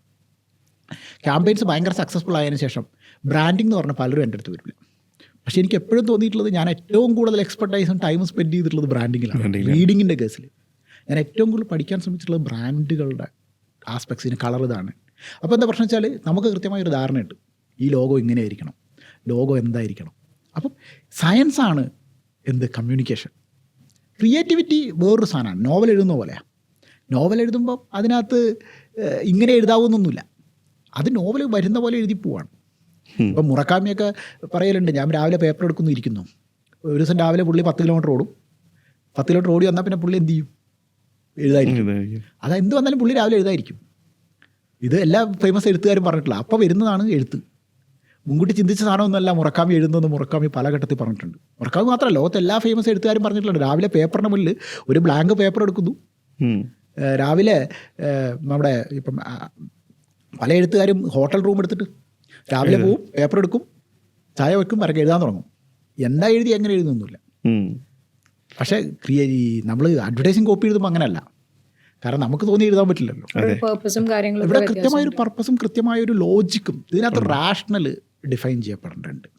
ഞാൻ നല്ലൊരു കോപ്പി എഴുതി, പക്ഷേ ഇതിൻ്റെ റാഷണൽ ഇതിനകത്തുള്ള സയൻസ് ശരിയാവുന്നില്ല. എൻ്റെ കോപ്പിയല്ല, ഇതിൻ്റെ ബാക്ക് എൻഡിൽ ഇയാൾ വായിക്കുന്ന ഒരാൾ at the end of the day product വാങ്ങണം. അന്ന് രാവിലെ വാങ്ങണം എന്നല്ല ഞാൻ പറഞ്ഞത്. മിനിമം അയാൾ ഒരിക്കലെങ്കിലും അയാളെ കൊണ്ട് പെപ്സി വാങ്ങിക്കുന്ന ആളെ കൊണ്ട് കൊക്കക്കോള വാങ്ങിക്കാൻ പറ്റിയാൽ അതാണ് എൻ്റെ കോപ്പി റെഡിയാണ്, എൻ്റെ കണ്ടന്റ് റെഡിയാണ്. ഇതൊരു ഭയങ്കര ശാസ്ത്രീയമായിട്ട്, ഇതിനകത്ത് ക്രിയേറ്റിവിറ്റിയേക്കാൾ കൂടുതൽ ഞാൻ പറയുന്നത് ഇതിനെ ലാബ് എന്ന് വിളിക്കണം. ഒരു ക്രിയേറ്റീവ് ലാബ് എന്ന് വിളിച്ചാൽ അംഗീകരിക്കാം. ഞങ്ങൾ ഫാക്ടറി ഫാക്ടറിക്ക് ഒരു രസകരമായ ഒരു സാധനമുണ്ട്. ഫാക്ടറി വളരെ സൂക്ഷ്മമായിട്ട് ചെയ്യേണ്ട ഒരു കാര്യം. അത്രയും സൂക്ഷ്മത കണ്ടന്റിൽ വേണം. ഈ ഓപ്പറേഷണൽ പ്രോട്ടോക്കോൾ ഇപ്പം ഒരു വളരെ ഫേമസ് ആയിട്ടുള്ളൊരു പുസ്തകത്തിൽ അടുത്ത കാലത്ത് ലോകം മാറ്റിമറിച്ച 10 പേരെ കുറിച്ച് ഒരു പുസ്തകം, ഒരു സിലിക്കൺ വാലി എന്ന് പറഞ്ഞിട്ടൊരു ഭയങ്കര രസകരമായൊരു പുസ്തകത്തിൽ ഈ ശാസ്ത്ര കാലഘട്ടത്തിൽ നമ്മുടെ ഇൻഫർമേഷൻ ടെക്നോളജി കാലഘട്ടത്തിൽ ഒരേ ഒരാളെ അവർ കൊണ്ടുവന്നിട്ടുള്ളൂ. അത് നമ്മൾ വിചാരിക്കുന്ന പോലെ സ്റ്റീവ് ജോബ്സിനെയോ ബിൽ ഗേറ്റ്സിനെയോ അല്ല. അതൊരു ഓപ്പറേഷൻസ്, ഒരു CEO ആണ്. അയാൾ ഒരു ഇന്നോവേഷനും ചെയ്തിട്ടില്ല, ഒരു ഇന്നോവേഷനും ആ മനുഷ്യൻ ചെയ്തിട്ടില്ല. ഇൻ്റൽ എന്ന് പറഞ്ഞ കമ്പനിയുടെ CEO ആയിരുന്നു ആൾ. എന്തുകൊണ്ട് അയാളെ സെലക്ട് ചെയ്യുന്നുള്ള റീസൺ ഭയങ്കര രസമാണ്.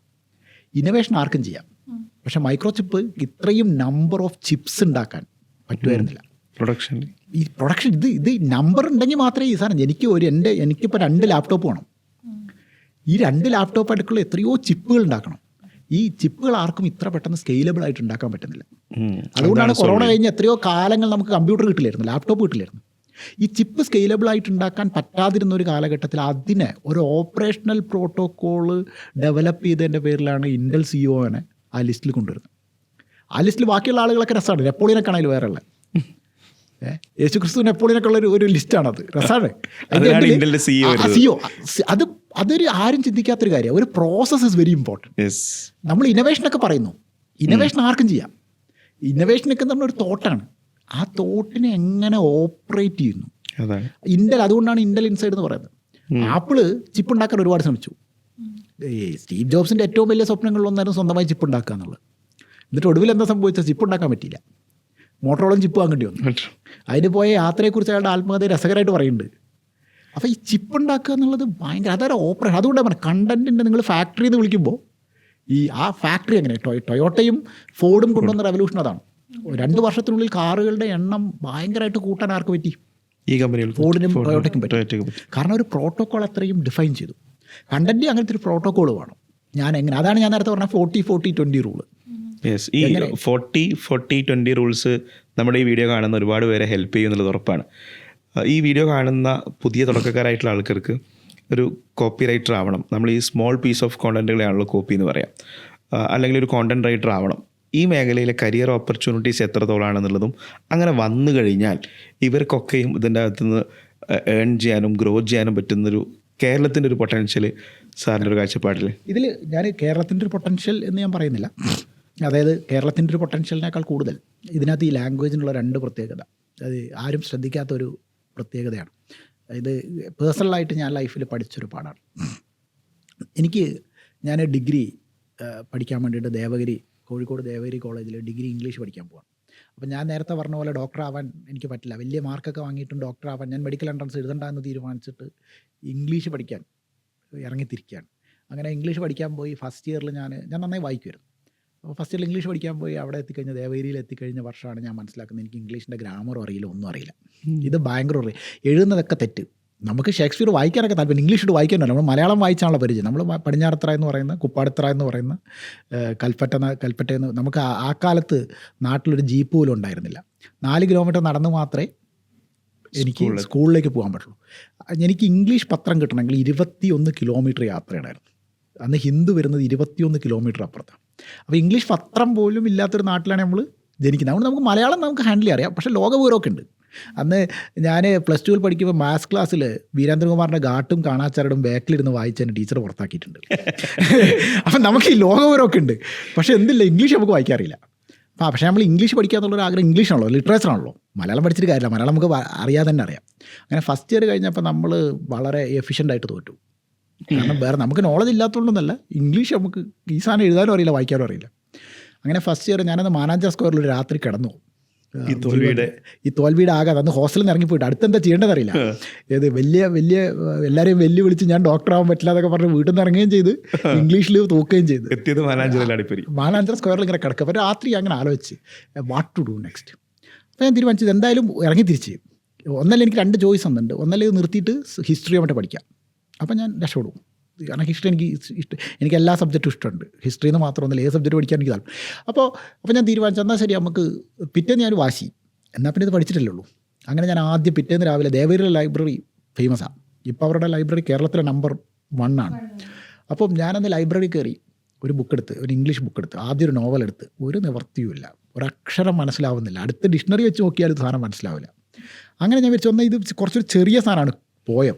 അങ്ങനെ പോയ എടുത്ത് വായിക്കാൻ തുടങ്ങി. പോയം ഒന്നും മനസ്സിലാവുന്നില്ല. സോണറ്റൊക്കെ വായിക്കുമ്പോൾ മനസ്സിലാക്കി കിളി പറക്കും. അപ്പോൾ അങ്ങനെ അവസാനം ഞാൻ 20ാം നൂറ്റാണ്ട് 20th സെഞ്ച്വറി ഇംഗ്ലീഷ് ഡ്രാമകൾ വായിക്കാൻ തുടങ്ങി. ഇത് ഭയങ്കര എളുപ്പം. ഇത് കോൺവെർസേഷനാണല്ലോ. ഈ നാടകം എന്ന് പറഞ്ഞാൽ ബേസിക്കലി കോൺവെർസേഷൻ ആയതുകൊണ്ട് നമുക്ക് പെട്ടെന്ന് മനസ്സിലാവും. അങ്ങനെ ഞാൻ 20th സെഞ്ച്വറി ഡ്രാമകൾ മൊത്തമായിട്ട് വായിക്കാൻ തുടങ്ങി. ഇപ്പം ലുക്ക് ബാക്ക് ഇൻ ആങ്കർ ആയാലും അങ്ങനെ ഇപ്പം അങ്ങനെയുള്ള നോവലുകളൊക്കെ ഓൾമൈ സെൻസർ നോവൽ ഈ നാടകങ്ങളൊക്കെ വാങ്ങി. അപ്പോൾ ഇത് പഠിച്ചു. അപ്പോൾ ഇത് എഴുത്തിലേക്ക് വന്നു. അപ്പോൾ ഈ ലാംഗ്വേജ് പിന്നീട് ലാംഗ്വേജ് പഠിച്ചു. പിന്നെ നമുക്ക് എല്ലാ ലാംഗ്വേജിലും ഒരുമിച്ച് എഴുതാൻ തുടങ്ങി. പിന്നെ നാഷണൽ ഇംഗ്ലീഷ് ഡെയിലികളിൽ വർക്ക് ചെയ്യാൻ തുടങ്ങി. അപ്പോൾ ഈ ഒരു 2 വർഷം കൊണ്ട് വായിച്ച് പഠിച്ചാണ് ഒരു ഭാഷ നമുക്കറിയാമെങ്കിൽ അടുത്ത ഭാഷ ടെക്നിക്കലി പഠിക്കാം. അതുകൊണ്ടാണ് ഞാൻ നേരത്തെ പറഞ്ഞത് ഒരു ഭാഷയിൽ നിങ്ങൾ റെസ്ട്രിക്റ്റ് ചെയ്ത് നിൽക്കേണ്ട ആവശ്യമില്ല. മറ്റേത് പിന്നെ ഒരു ചലഞ്ച് മാത്രമാണ്. നിങ്ങൾ അതിൻ്റെ ഒരു വർഷമോ 1.5 വർഷമോ സ്പെൻഡ് ചെയ്താൽ നിങ്ങൾക്ക് മലയാളം അറിയുന്ന ഒരാളാണെങ്കിൽ നിങ്ങൾക്ക് ഇംഗ്ലീഷും ചെയ്യാൻ പറ്റും. നിങ്ങൾക്ക് മലയാളത്തിൽ എഴുതാൻ അറിയാമെങ്കിൽ എഴുത്ത് എന്ന സ്കില്ല് നിങ്ങൾക്കുണ്ട്. പിന്നെ നിങ്ങൾക്ക് ആകെ വേണ്ടത് ഇംഗ്ലീഷിൻ്റെ ഗ്രാമർ മാത്രമാണ്. അതുകൊണ്ട് നിങ്ങൾ എന്ത് ചെയ്യണ്ട, ഞാൻ നേരത്തെ പറഞ്ഞോ, നിങ്ങൾ കേരളം ഒന്നും ചിന്തിക്കേണ്ട ആവശ്യമില്ല. കണ്ടൻറ്റ് അല്ലെങ്കിൽ കോപ്പി എഴുതുക എന്ന ഒരു സ്കില്ലിൽ മാത്രം ചിന്തിക്കുക. നിങ്ങൾ മറ്റേ ലാംഗ്വേജിലേക്ക് പ്രാക്ടീസ് ചെയ്യാതിരിക്കുന്നതുകൊണ്ട് മാത്രമാണ് നിങ്ങൾ മലയാളം എഴുതുന്ന ഒരാൾ ഇംഗ്ലീഷിലേക്ക് പ്രാക്ടീസ് ചെയ്യാൻ നിങ്ങളൊരു എഫേർട്ട് എടുത്ത് ഞങ്ങൾക്ക് ഇംഗ്ലീഷ് എഴുതാൻ പറ്റും തിരിച്ചു. അപ്പം ഇത് ഞാൻ പറഞ്ഞു എന്നുള്ളൂ. അപ്പോൾ ഈ ലോകമാണ് നിങ്ങളുടെ ഒരു മാർക്കറ്റ് എന്ന് പറയുന്നത്. അപ്പം ഇതിൻ്റെ ഒരു സാധ്യത ഇപ്പം കേരളത്തിൽ എൻ്റെ ഒരു അനുഭവത്തിൽ നിന്ന് മാത്രമാണ് ഞാൻ ഈ ഇൻഡസ്ട്രിയുടെ ഒരു സാധ്യത അനലൈസ് ചെയ്യുന്നത്. ഇപ്പം നമ്മൾക്ക് ഒരു അസിസ്റ്റൻറ്റ് ക്രിയേറ്റീവ് ഡയറക്ടറിലുള്ള ഒരാളെ നമ്മൾ അപ്പോയിൻറ്റ് ചെയ്യാൻ ഒരു 1.5 മുതൽ 2 ലക്ഷം രൂപ വരെ എന്ത് ചെയ്യാനുണ്ട്, കൊടുക്കാൻ മന്ത്ലി കൊടുക്കാൻ തയ്യാറാവും. എന്നിട്ട് കൊച്ചി പോലെ ഒരു നഗരത്തിൽ കഴിഞ്ഞ 6 മാസമായിട്ട് ഞാനൊരു അസിസ്റ്റൻറ്റ് ക്രിയേറ്റീവ് ഡയറക്ടർ തപ്പാൻ തുടങ്ങിയിട്ട് എനിക്ക് ഇതുവരെ കിട്ടിയിട്ടില്ല. ഈ വീഡിയോ കാണുന്ന ആളുകളിൽ 1.5 ലക്ഷം 2 ലക്ഷം രൂപ സാലറി ക്രിയേറ്റീവ് ഡയറക്ടറായിട്ട് വർക്ക് ചെയ്യാൻ കൊച്ചിയിൽ പറ്റുകയാണെന്നുണ്ടെങ്കിൽ കമൻറ്റ് ബോക്സിൽ മെസ്സേജ് ചെയ്യും അല്ലേ? ഉറപ്പായിട്ടും നമ്മൾ 100% ഇന്ന് ഈ സെക്കൻഡിൽ ഞാൻ ഇൻ്റർവ്യൂവിന് എടുക്കും. കാരണം നമുക്ക് കോപ്പി റൈറ്റേഴ്സിന് ഒരു അസിസ്റ്റൻറ്റ് ക്രിയേറ്റീവ് ഡയറക്ടേഴ്സ് ലെവലിൽ ചിന്തിക്കാൻ പറ്റുന്ന കോപ്പി റൈറ്റ് ഗ്രാമാറ്റിക്കലി കറക്റ്റായിട്ട് ഇപ്പം നമുക്ക് ചാറ്റ് GPT ഒക്കെ ഉണ്ട്. ഈ ചാറ്റ് GPT ഒക്കെ നിങ്ങളുടെ ഗ്രാമർ കറക്റ്റ് ചെയ്യാൻ പറ്റും, പക്ഷേ നിങ്ങളുടെ തോട്ട് കറക്റ്റ് ചെയ്യാൻ പറ്റില്ല. ഇവിടെ ഗ്രാമർ കറക്റ്റ് ചെയ്യുന്ന ആളുകളെല്ലാം നമുക്ക് ആവശ്യം. ഒരു പുതിയ തോട്ട് ഡെവലപ്പ് ചെയ്യാൻ പറ്റും. അതിന് സാധാരണക്കാരന് ഏത് ഭാഷയിൽ എഴുതണമെന്ന് ചിന്തിക്കാൻ പറ്റുന്ന കോപ്പി റൈറ്റർ. ഒരു നല്ല കോപ്പി റൈറ്റർക്ക് ഒരു മിനിമം, ഞാൻ എക്സ്പീരിയൻസ് പറയുന്നില്ല, ഇഫ് യു ക്യാൻ റൈറ്റ് എന്താ പറയുക ബ്യൂട്ടിഫുള്ളായിട്ട് വിത്ത് അതിന് ഞാൻ നേരത്തെ പറഞ്ഞ ബ്യൂട്ടിഫുൾ എന്ന് പറയുന്ന ക്രിയേറ്റിവിറ്റി ആംഗിളൊന്നും ഞാനിതിനകത്ത് പറയില്ല. ഒരു ഏത് സബ്ജക്റ്റിനെയും കമ്മ്യൂണിക്കേറ്റ് ചെയ്തിട്ട് വേറൊരാൾക്ക് ഇൻട്രസ്റ്റിംഗ് ആയിട്ട് എഴുതാൻ പറ്റുന്ന ഒരാൾക്ക് ഒരു മന്ത്ലി ഒരു 2 lakh rupees സാലറി കൊടുക്കാൻ പറ്റുന്ന എത്രയോ കമ്പനികൾ ഇന്ന് കേരളത്തിലുണ്ട്. അവിടേക്ക് എത്തിപ്പെടാൻ ആൾക്കാരില്ല എന്നുള്ളത്. അവിടേക്ക് എത്തിപ്പെടാൻ ആളുകളില്ലാന്ന് മാത്രമല്ല, ഇന്ത്യ മുഴുവൻ നമ്മളിപ്പോൾ ഒരു റെസ്യൂമിക്ക് വേണ്ടി തപ്പിയാൽ നല്ല കോപ്പി റൈറ്റേഴ്സിനെ കിട്ടില്ല. പിന്നെ ഉള്ള ആളുകളുണ്ട്, അവരുടെ സാലറി എന്താ വെച്ചാൽ ഓൾറെഡി 5-10 ലക്ഷമാണ്. അല്ലെങ്കിൽ അവർ ഓൾറെഡി ഈ പണി നിർത്തിപ്പോയി. ഇപ്പം ഇത് കഴിഞ്ഞ് നമ്മളിപ്പോൾ ഒരു 10-15 വർഷം കോപ്പി റൈറ്റിംഗ് കഴിഞ്ഞാൽ പിന്നെ സിനിമ എടുക്കാൻ പോകും. ഈ നല്ല കോപ്പി റൈറ്റേഴ്സൊക്കെ ഒന്നല്ലേ സിനിമയിലാണുള്ളത്, അല്ലെങ്കിൽ അവർ എഴുത്തുകാരെ മാറി. ഇപ്പം നിങ്ങൾക്ക് അറിയാവുന്നവരല്ല, സൽമാൻ റഷ്ദി കോപ്പി റൈറ്ററായിരുന്നു, അനിത നായർ കോപ്പി റൈറ്ററായിരുന്നു. അവരൊക്കെ ഇനി സൽമാൻ റഷ്ദി തിരിച്ചു വന്നിട്ട് കേരളത്തിൽ തന്നെ അനീസ് സലീം പോലെയുള്ള ആളുകൾ. അനീസ് സലീം ഇപ്പോഴും കോപ്പി എഴുതുന്നുണ്ട്, പക്ഷേ അനീസ് സലീമിന് നമ്മളറിയുന്ന കോപ്പി റൈറ്ററായിട്ടല്ല. അയാളുടെ നോവലുകൾ വായിച്ചിട്ട് ആവേശം നമ്മൾ അത്രയും നന്നായി എഴുതുന്ന ആളുകൾ പിന്നെ ചിലപ്പോൾ കോപ്പി റൈറ്റിൽ വരും. അവർ ഓട്ടോമാറ്റിക്കലി അവരെന്ത് പൈസ ഉണ്ടാക്കുന്നു എന്നുള്ള അവിടെ ഒരു പാഷനേറ്റായിട്ട് അതിലേക്ക് പോയി നല്ല കോപ്പി റൈറ്റേഴ്സൊക്കെ. കരിയർ ഗ്രോത്ത് ഇതിൻ്റെ അകത്തുണ്ടെന്നല്ല. അപ്പം അങ്ങനത്തെ ആളുകൾ ഇപ്പോൾ കേരളത്തിൽ വളരെ നല്ല കോപ്പി റൈറ്റേഴ്സ് ഉണ്ടായിട്ടുള്ള സ്ഥലമാണ്. ഇപ്പം വളരെ രസകരമായ കോപ്പികൾ എഴുതിയിട്ടുള്ള ആളുകൾ കേരളത്തിലുണ്ടായിട്ടുണ്ട്.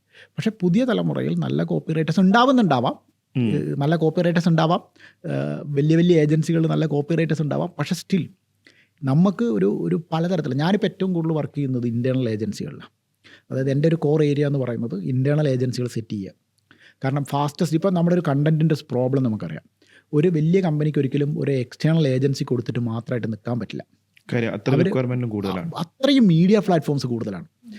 ഇപ്പം ഫില്ല് ചെയ്യാനുള്ള സോഷ്യൽ മീഡിയ കണ്ടന്റുകളുടെ പ്ലാറ്റ്ഫോംസ് അത്ര കൂടുതലാണ്. നേരത്തെ ഒരു ബ്രാൻഡ് ബിസിനസ് ഒരു വർഷത്തിൽ 3-4 ക്യാമ്പയിൻസ് ഒക്കെ അതിന് ചെയ്തിരുന്നെങ്കിൽ അത് ആകെ പ്രിന്റിന് മാത്രം മതി, അല്ലെങ്കിൽ ടി വി മാത്രം മതി. ഇന്ന് എല്ലാ ഇൻസിഡന്റിന് മുകളിലും എല്ലാ ദിവസവും എത്രയോ മീഡിയകൾ സ്റ്റാറ്റസ്. ഇപ്പോൾ ലിങ്ക്ഡിൻ കണ്ടന്റുകളുടെ കോപ്പി വേറെ തന്നെയാണ്, ഇൻസ്റ്റാഗ്രാം കണ്ടന്റുകളുടെ റീലിന്റെ കണ്ടന്റുകളൊക്കെ. ഒരു എക്സ്റ്റേണൽ ഏജൻസി, ഇപ്പോൾ ഇന്റേണൽ ഏജൻസികളിലേക്ക് വരുന്നതോടുകൂടി അവിടെയും പേയ്മെന്റ് ഭയങ്കര കൂടുതലാണ്. ഒരു ഏജൻസി കൊടുക്കുന്നതിനേക്കാൾ കൂടുതൽ പേയ്മെന്റ് ഒരു ഇൻഹൗസ് ടീമിന് നമ്മൾ വലിയ കമ്പനികൾ കൊടുക്കുന്നുണ്ട്.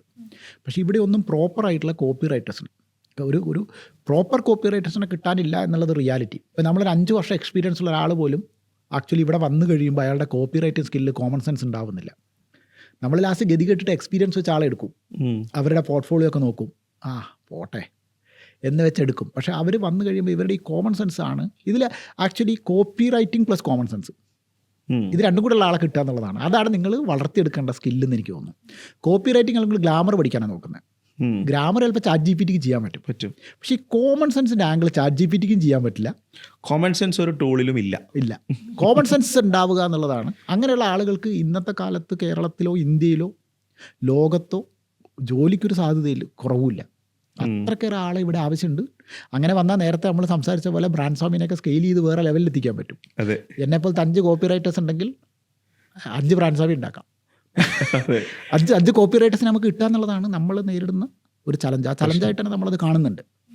അപ്പോൾ ഇന്നത്തെ ഈ നമ്മുടെ കോളേജുകളിൽ കോപ്പി റൈറ്റിംഗ് എന്ന് പറയുന്നൊരു സാധനം ഉണ്ടെന്ന് പോലും ആരും പഠിപ്പിക്കുന്നുണ്ടോ എന്ന് എനിക്ക് ഡൗട്ടുണ്ട്. അവർ കണ്ടന്റ് റൈറ്റിംഗ് പഠിപ്പിക്കുന്നുണ്ട്, ടെക്നിക്കൽ റൈറ്റിംഗ് പഠിപ്പിക്കുന്നുണ്ട്. ഈ കണ്ടന്റ് റൈറ്റിങ്ങും ടെക്നിക്കൽ റൈറ്റിങ്ങും അതിനും വലിയ സാധ്യതകളുണ്ട്. പക്ഷേ കോപ്പി റൈറ്റിങ്ങിൻ്റെ സാധ്യതകളോ അന്നും ആരും ഇതുവരെ പഠിച്ചു തുടങ്ങിയിട്ടില്ല. നമ്മുടെ ഓഫീസിലൊക്കെ ബ്രാൻഡ് സ്വാമി കൊടുക്കുന്ന അത്രയൊന്നും ഞങ്ങൾക്ക് കൊടുക്കാൻ പറ്റുന്നില്ലെങ്കിലും ഒരു ഹൈസ്കൂൾ ഹയർ സെക്കൻഡറി അധ്യാപകർക്ക് കിട്ടുന്ന പാക്കേജൊക്കെ നമ്മുടെ ഓഫീസിലെ കോപ്പി റൈറ്റേഴ്സിന് ഞങ്ങൾക്ക് കൊടുക്കാൻ പറ്റുന്നുണ്ട് ഇപ്പോൾ. അല്ല, അത് ഞാൻ പറഞ്ഞൊരു മിഡ് ലെവലിലുള്ള ആളുകളാകുമ്പോൾ ആ സാലറി തന്നെ വലുതാണ്. ആ സാലറി ചെറിയൊരു സാലറി അല്ല. കാരണം അത് ഇപ്പം ഹയർ സെക്കൻഡറി സ്കൂളുകളുടെ സാലറി കേരളത്തിൽ ഏറ്റവും കൂടുതൽ ആഗ്രഹിക്കുന്ന ഒരു സാലറി സ്കെയിലാണ്. ഇപ്പം എല്ലാ ഏജൻസികളും എനിക്ക് മനസ്സിലാക്കിയ, ഞാനിപ്പോൾ ഒരു 3 ഏജൻസി ഞാൻ തന്നെ റൺ ചെയ്യുന്നുണ്ട്. ഈ 3 ഏജൻസികളിലും ഇതിനേക്കാൾ കൂടുതൽ കൊടുത്തിട്ടുമാണ് നമ്മൾ എല്ലാ കോപ്പി റൈറ്റേഴ്സും എടുക്കുന്നത്. ഒരു 3 ഇയേഴ്സ് എക്സ്പീരിയൻസ് ഉള്ള മുകളിലേക്ക് എല്ലാവർക്കും ഇതേ സാലറി കിട്ടുന്നുണ്ട്. എന്നിട്ടും ഇപ്പോഴും ഞാൻ എന്താ ചെയ്യുന്നത് വെച്ചാൽ, ഞാൻ മുമ്പേ ചെയ്തിരുന്ന ഒരു കാര്യം, ഒരു 2013 മുതൽ ഞാൻ കോപ്പി റൈറ്റേഴ്സിനെ ഹൈബ്രിഡ് മോഡലിലാണ് യൂസ് ചെയ്യുന്നത്.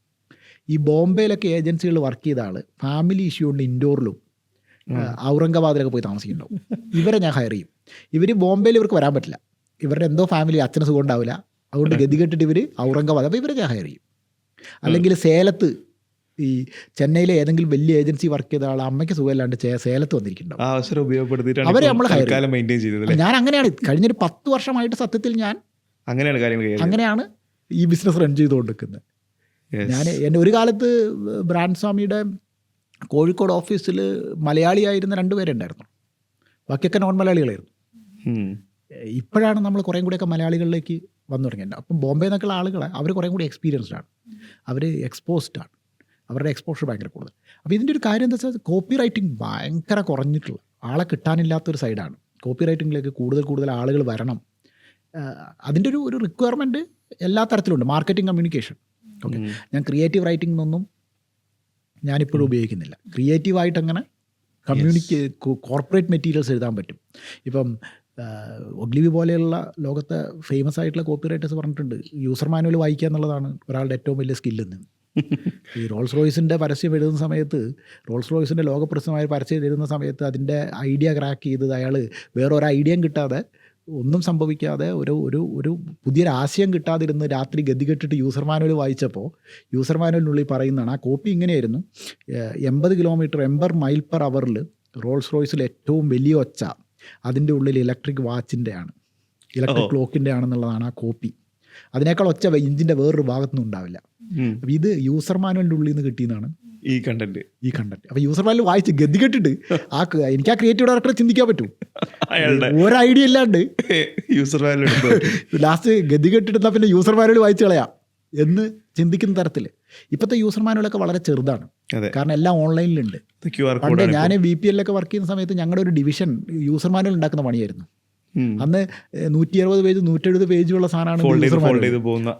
യൂസർ മാനുവൽ ഉണ്ടാക്കി മരിക്കും. ഞങ്ങളതൊക്കെ ഔട്ട്സോഴ്സ് ചെയ്യുക. എത്രയോ യൂസർ മാനുവൽ അതൊക്കെ ഇരുന്ന് സൂക്ഷ്മമായിട്ട് വായിക്കണം. ഒരു സിമ്പിൾ തെറ്റിപ്പോയാൽ കഴിഞ്ഞ് റൈറ്റിലേക്ക് തിരിക്കുന്നതിന് പകരം അതാണ് അതിൻ്റെ അതവിടെ ഒരു ഭയങ്കര രസകരമായൊരു സാധനം. ഈ ബട്ടൺ റൈറ്റിലേക്ക് തിരിക്കുന്നതിന് പകരം ലെഫ്റ്റ് ബട്ടൺ ചെക്കണം എന്ന് പറഞ്ഞാൽ കഴിഞ്ഞ് ആ വിഷയം അടിച്ചു പോകും. അപ്പോൾ ഇതെത്ര സൂക്ഷ്മമായിട്ട് ചെയ്യേണ്ട ഒരു പണിയാണ്.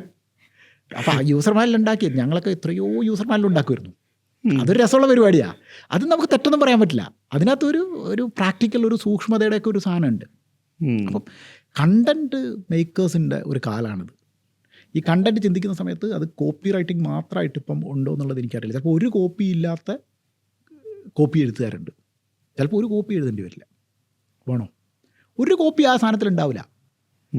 ഈ കഴിഞ്ഞ ദിവസം ഞങ്ങൾ ഒരു വളരെ രസകരമായൊരു ക്യാമ്പയിൻ ഡെവലപ്പ് ചെയ്യുന്ന സമയത്ത് 2 QR കോഡ് വെക്കുക എന്നുള്ളത് ഐഡിയ നമ്മൾ കോപ്പി റൈറ്റേഴ്സാണ് പറയുന്നത്.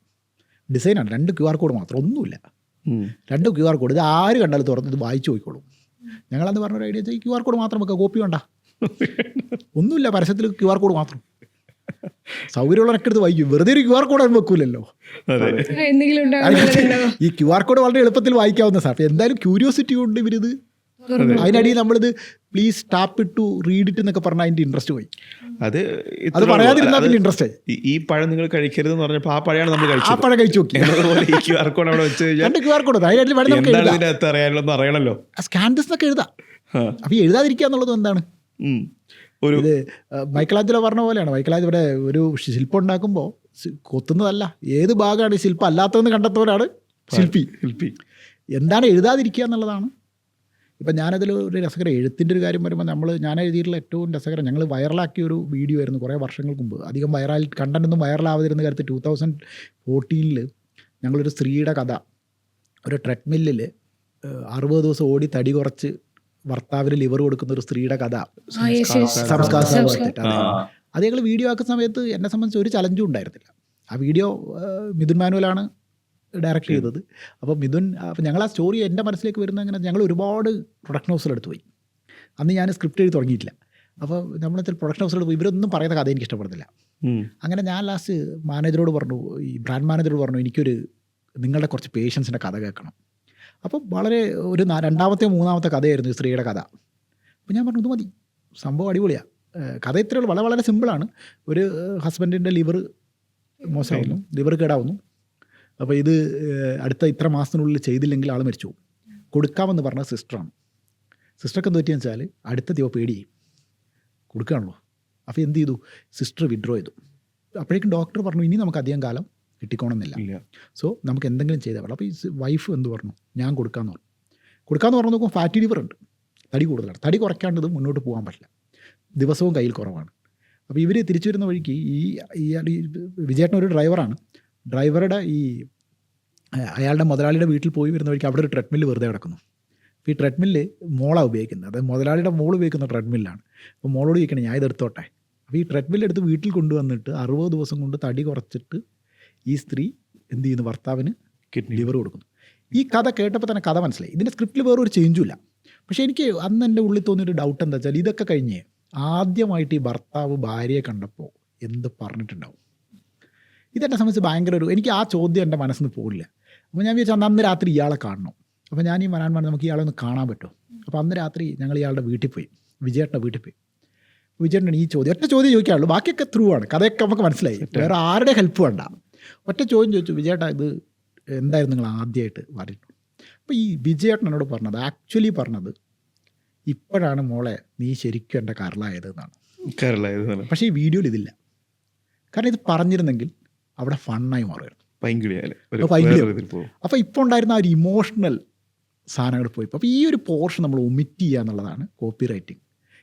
ഇത്രയും ഞങ്ങളത് 60 മില്യൺ ആളുകൾ ആ വീഡിയോ അന്ന് കണ്ടിട്ടുണ്ട് 2014. നമുക്കൊരു വൈറൽ ടെക്നോളജി അറിയാതിരുന്ന, വൈറൽ മാർക്കറ്റിംഗും അറിയാതിരുന്ന കാലത്താണ് നമ്മൾ ഈ സാധനം ചെയ്തു. അപ്പോൾ ഈ ഒരു വാചകം വെച്ചിരുന്നെങ്കിൽ ഒരാളും ഇത് കാണൂലായിരുന്നു. എല്ലാവരും ചിരിക്കുമായിരുന്നു. പക്ഷെ അവസാനം നമ്മൾ പറഞ്ഞ വെച്ചാൽ some scars are worth it എന്നാണ്. അപ്പോൾ എന്നോട് പലരും ചോദിച്ചു, ഇത്രയും ബുദ്ധിമുട്ട് പിടിച്ചൊരു വാചകമൊക്കെ ക്യാമ്പയിനായിട്ട് ആളുകൾ അംഗീകരിക്കും.